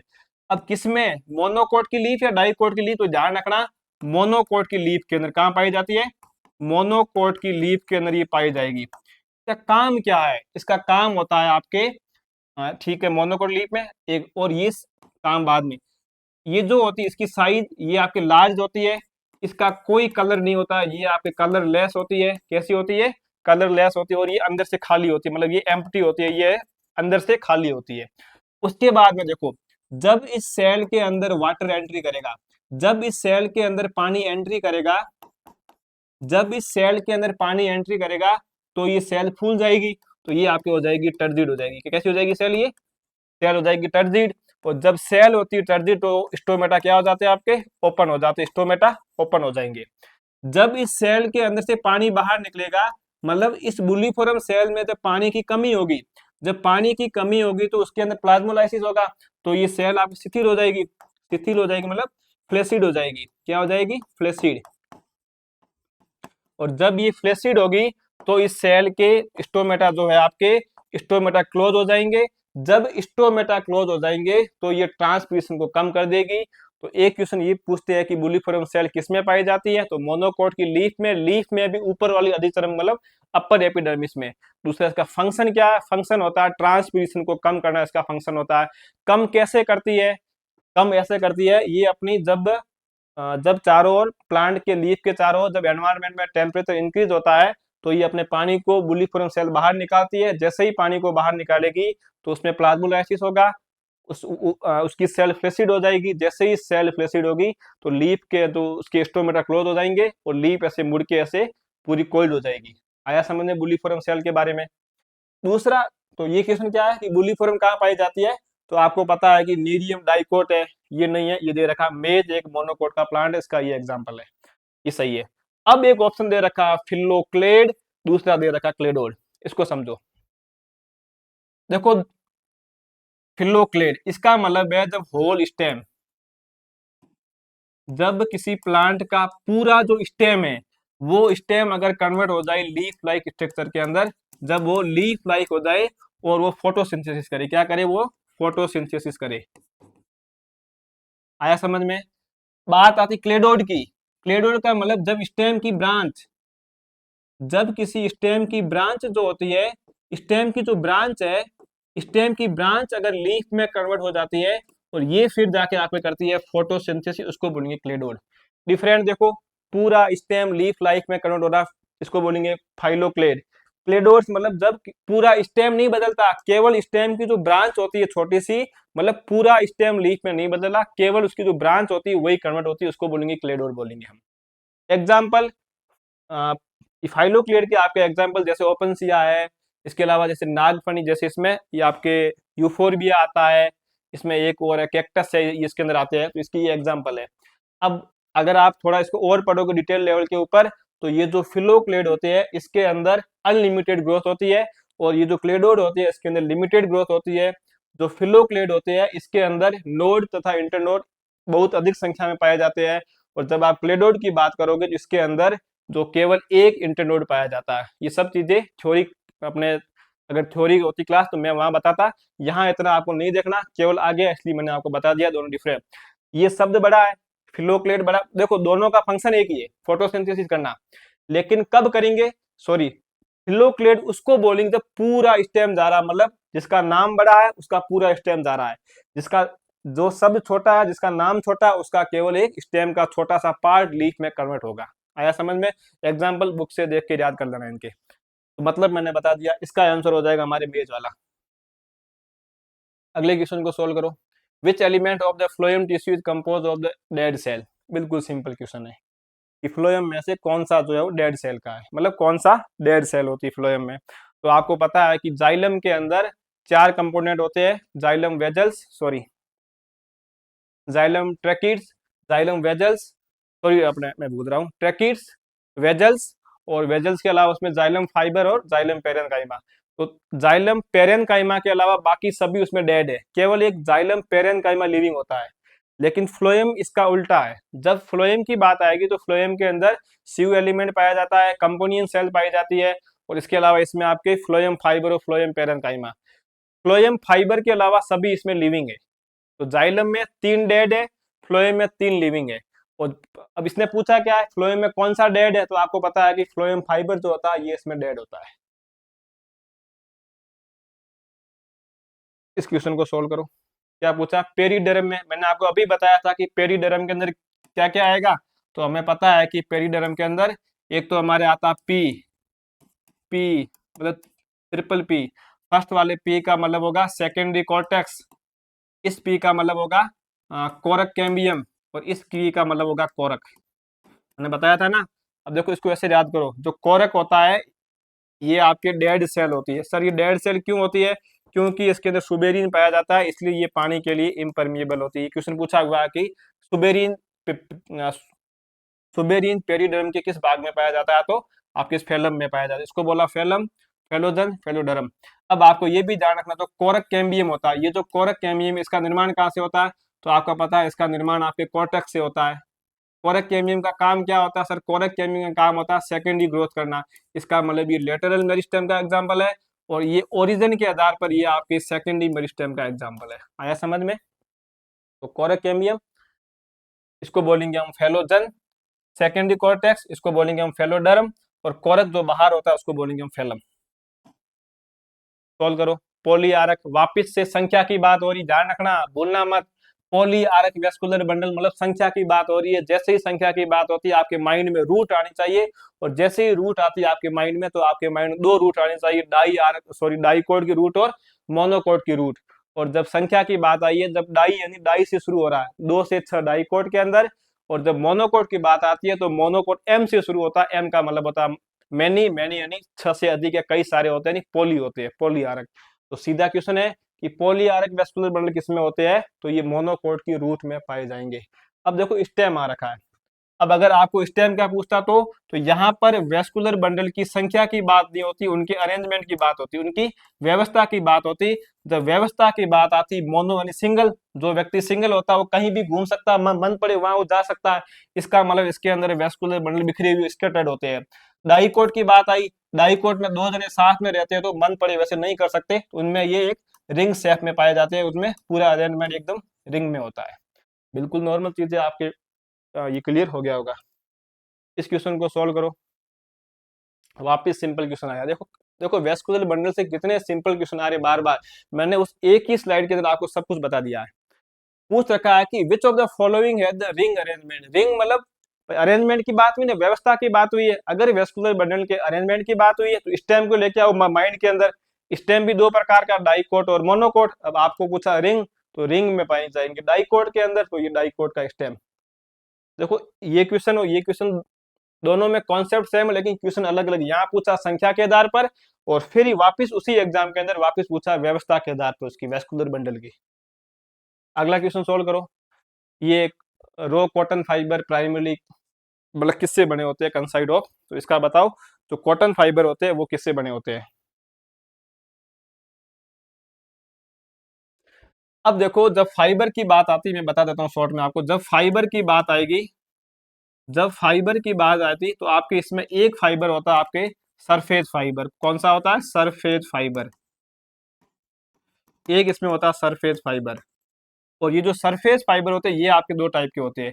एक तो आपके होगा कॉटन फाइबर, एक तो होता है कॉटन फाइबर, और दूसरा आपके होता है कोरी, जिसको हम बोलते हैं नारियल की जटा। क्या बोलते हैं इसको हम, नारियल की जटा बोलते हैं ना, ठीक है। अब जो कॉटन के फाइबर होते हैं, कॉटन के फाइबर जो होते हैं ये आपके सीड कोट की टेस्ट मतलब ये सीड कोट से बनते हैं। ये किससे बनते हैं, सीड कोट, इसको हम बोलते हैं टेस्टा बोलते हैं ना, ये आपने पढ़ा होगा। ये जो कॉटन के फाइबर होते हैं ये आपके सेलुलोज से बने होते हैं। किससे बने होते हैं, ये सेलुलोज से बने होते हैं, इसलिए हम इनको फाल्स फाइबर बोलते हैं। इसको हम क्या बोलते हैं, फाल्स फाइबर बोलते हैं। और ये जो कॉटन के फाइबर होते हैं ये दो टाइप के होते हैं, एक होते हैं लिंट, एक को हम बोलेंगे लिंट और दूसरे को हम बोलेंगे फज। क्या बोलेंगे, फज। जो लिंट होते हैं ये आपके लंबे फाइबर होते हैं, मतलब ये लार्ज फाइबर होते हैं, और जो लंबे फाइबर होते हैं वो आपके काम आते हैं, मतलब ये कपड़ा इंडस्ट्री या ये कपड़ा उद्योग में काम आते हैं। जो फज होते हैं ये आपके स्मॉल फाइबर होते हैं, जो स्मॉल फाइबर होते हैं वो हमारे घरों के अंदर रजाई तथा गद्दे बनाने में काम आते हैं। आया समझ में। उसके बाद देखो कोरी फाइबर। जब कोरी फाइबर की बात आती है, नारियल की बात आती है, तो इसका निर्माण आपके जो होता है वो नारियल के अंदर मीजोकार्प से होता है। आपको पता है ना अभी नारियल के अंदर तीन होती है, एक बाहर एपिकार्प, उसके नीचे मीजोकार्प, उसके नीचे एंडोकार्प। तो ये जो मीजोकार्प होती है ये इसमें किसका निर्माण करती है, आपके मीजोकार्प इसमें ये निर्माण करती है, आपके ये फाइबर का निर्माण करती है। उसके अलावा क्या इंपॉर्टेंट है, तो ये जो नारियल के जो फाइबर होते हैं ये आपके लिग्निन से बने होते हैं। किससे बने होते हैं, ये लिग्निन से बने होते हैं। जब ये फाइबर लिग्निन से बने होते हैं इसलिए हम इसको बोलते हैं ट्रू फाइबर बोलते हैं। आया समझ में। ये तो आगे तो सरफेस फाइबर। अब इसके अलावा कुछ फाइबर और होते हैं, इसके अलावा कुछ फाइबर और होते हैं। अब उस कुछ अब और कुछ कौन से होते हैं, उसमें आपके सेकंड नंबर आता है जाइलम फाइबर। कौन से फाइलम आते हैं, जाइलम फाइबर, जाइलम फाइबर। जब जाइलम फाइबर की बात आएगी तो इसको मैं बोल सकता हूँ वुडी फाइबर, क्योंकि जाइलम हार्ड होता है, इसको हम बोलते हैं वुडी फाइबर। अब किसी को अभी इंटरव्यू में पूछ रखा है कि जो जाइलम फाइबर होते हैं वो प्राइमरी जाइलम से बनते हैं सेकेंडरी जाइलम, तो ध्यान रखना ये आपके सेकेंडरी जाइलम से बनते हैं। एग्जाम्पल क्या, ये भी आपको ध्यान रखना होगा। इसका एग्जाम्पल होता है आपके मुंज। जो आपके मुंज के फाइबर होते हैं, मतलब जो मुंज के जो रेशे होते हैं वो इसके अंदर आते हैं। उसके बाद तीसरा आपके आता है फ्लोएम फाइबर। क्या आता है, फ्लोएम फाइबर। इसको हम बोलते हैं बास्ट फाइबर। इसको हम क्या बोलेंगे, बास्ट फाइबर। ये जो आपके फाइबर होते हैं, इसका मतलब मैं इसको ये भी बोल सकता हूँ एक्स्ट्रा जाइलरी फाइबर, है ना, क्योंकि ये जाइलम के अलावा बन रहे हैं। इसको मैं बोल सकता हूँ एक्स्ट्रा जाइलरी फाइबर, है ना, एक्स्ट्रा जाइलरी फाइबर। ये जो बास्ट फाइबर होते हैं ये आपके व्यावसायिक रूप से उपयोगी होते हैं, मतलब ये कमर्शियल यूजफुल होते हैं। बास्ट फाइबर हम उनको बोलेंगे जो फ्लोएम तथा पेरिसाइकिल से बनते हैं। वापस से वही क्वेश्चन आता है कि कौन से फ्लोएम से, प्राइमरी या सेकेंडरी फ्लोएम, तो ध्यान रखना जो सेकेंडरी फ्लोएम होता है वो काम आता है। अब अगर क्वेश्चन थोड़ा टफ बनाना है तो वो आपको ये पूछेगा कि फ्लोएम फाइबर से, के फ्लोएम से कौन कौन से फाइबर बनते हैं और पेरीसाइकिल से कौन कौन से फाइबर बनते हैं। तो फ्लोएम के अंदर आपके जैसे एक पटुआ होता है, एक आपका जैसे ये पटुआ के फाइबर जिसको हम बोलते हैं, इसका बॉटनिकल नेम हो जाएगा पटुआ का आपके, मुझे शायद इस सब डेयरी तक ऐसा कुछ है, मुझे भी याद नहीं आ रहा है, पटुआ। उसके बाद इसमें जूट आता है, आपके जूट आता है। और यहाँ पर आप देखोगे तो इसमें एक आता है भांग, तो भांग की जिसका नाम है कैनाबिस सैटिवा। एक आंख में इसमें आती है, अलसी आती है। बाकी वाले सब मैं कभी कभार भूल जाता हूँ, लेकिन भांग को मैं ये कभी नहीं भूलता हूँ कि भांग का जो फाइबर होता है वो पेरीसाइकिल होता है। जिस व्यक्ति ने, जिस इंसान ने कभी अगर भांग पी रखी है तो वो कभी नहीं भूल सकता कि भांग जो फाइबर बनता है वो किससे बनता है। तो मुझे तो याद है कि भांग पेरीसाइकिल से बनती है।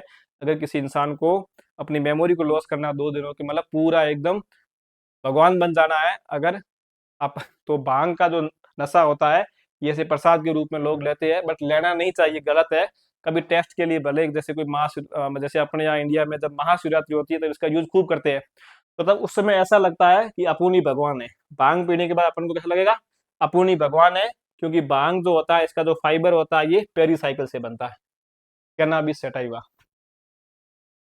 तो ये आपको हो गया हमारा क्वेश्चन। मैं केवल कितना पूछा था, क्वेश्चन केवल इतना पूछा था कि हमारा कि कॉटन जो होता है वो किससे बना होता है, तो मैंने आपको बता दिया कॉटन जो होता है वो आपके सेलुलोज से बना, किससे बना होता है, सेलुलोज से बना होता है।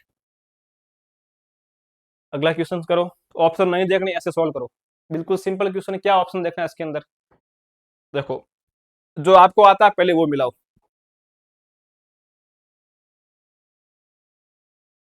इसने दे रखा है, अच्छा स्क्लेरिड्स, ट्रैकिड्स, वेजल्स और फाइबर, ठीक है। टेरिडोफाइटा और जिम्नोस में मुख्य वाटर कंडक्शन, ठीक है। इसका मतलब ट्रैकिड्स जो होती है इसका तो हो जाएगा 1 नंबर, है ना, इसका तो हो जाएगा 1 नंबर, क्योंकि ये केवल टेरिडोफाइटा और जिम्नोस में होती है। उसके बाद में प्रोटोप्लाज्म रहित लंबी सिलिंड्रिकल ट्यूब जैसी स्ट्रक्चर, अच्छा प्रोटोप्लाज्म रहित सिलिंड्रिकल ट्यूब, ठीक है। अत्यधिक मोटी लिग्निफाइड वॉल की मॉडिफाइड सेल, मोटी भित्ति पॉइंटेड सेल और पतली सेलुलर वाली लिविंग। अच्छा मुझे पता लिविंग सेल जो होती है वो आपके लिविंग सेल आपके ये पेरेन्काइमा वाली होती है, तो लिविंग सेल आपके इसका हो जाएगा 5 नंबर। फिर दे रखा है आपको फाइबर, तो फाइबर में क्या लिग्निन होता है, तो ये हो गया अत्यधिक, अच्छा ठीक है, ये प्रोटोप्लाज्म राइट सिलिंड्रिकल ट्यूब जैसी स्ट्रक्चर। पॉइंटेड सेल, पॉइंट कहाँ पाए जाएंगे, पॉइंट तो वहां आपके वेजस में होते हैं ना, हमने उसमें पढ़ा होगा ना, उसमें जैसे ये पोरस प्लेट पाई जाती है, तो आपके वेजल्स का हो जाएगा ऑप्शन नंबर, इसका हो जाएगा 4 नंबर। फिर है फाइबर, लिग्निफाइड और प्रोटोप्लाज्म रहित लंबी सिलिंड्रिकल ट्यूब जैसी स्ट्रक्चर, ट्यूब जैसी जो होती है। फिर अपना ये सोल्व हो जाएगा वैसे, अब इसको सोल्व करो।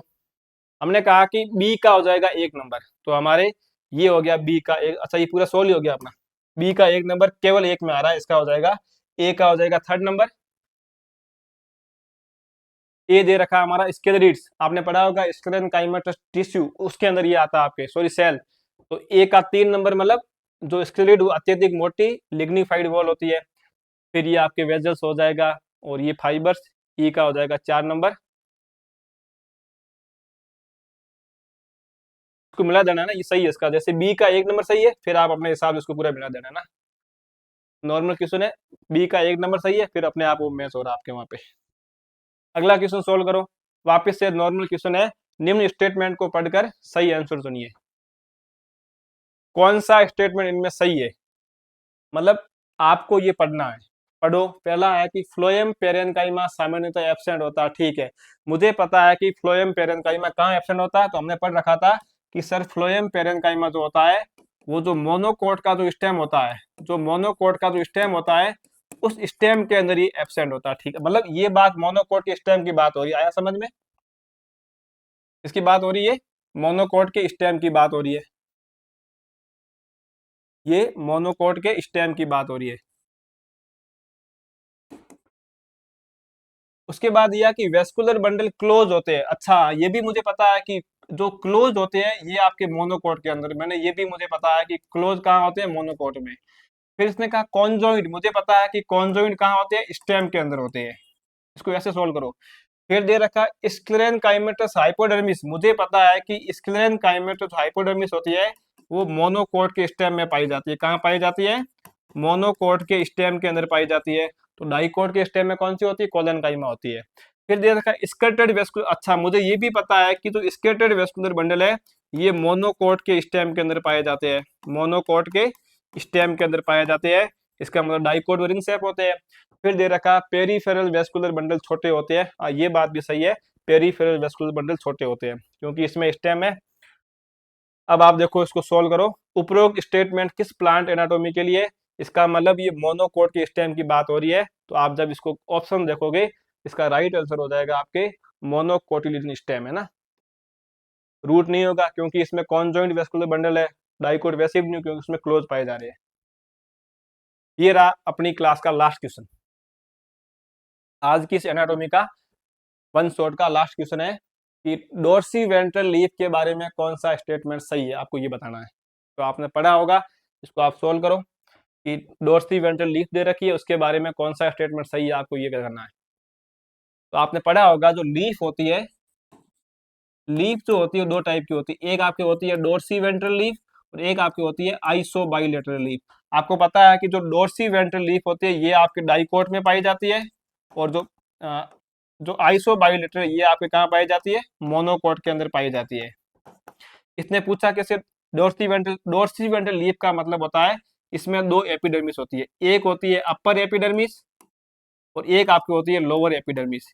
ये जो अपर एपिडर्मिस है इसको हम बोलते हैं एडेक्सियल, इसको हम क्या क्या बोलते हैं, एडेक्सियल सरफेस।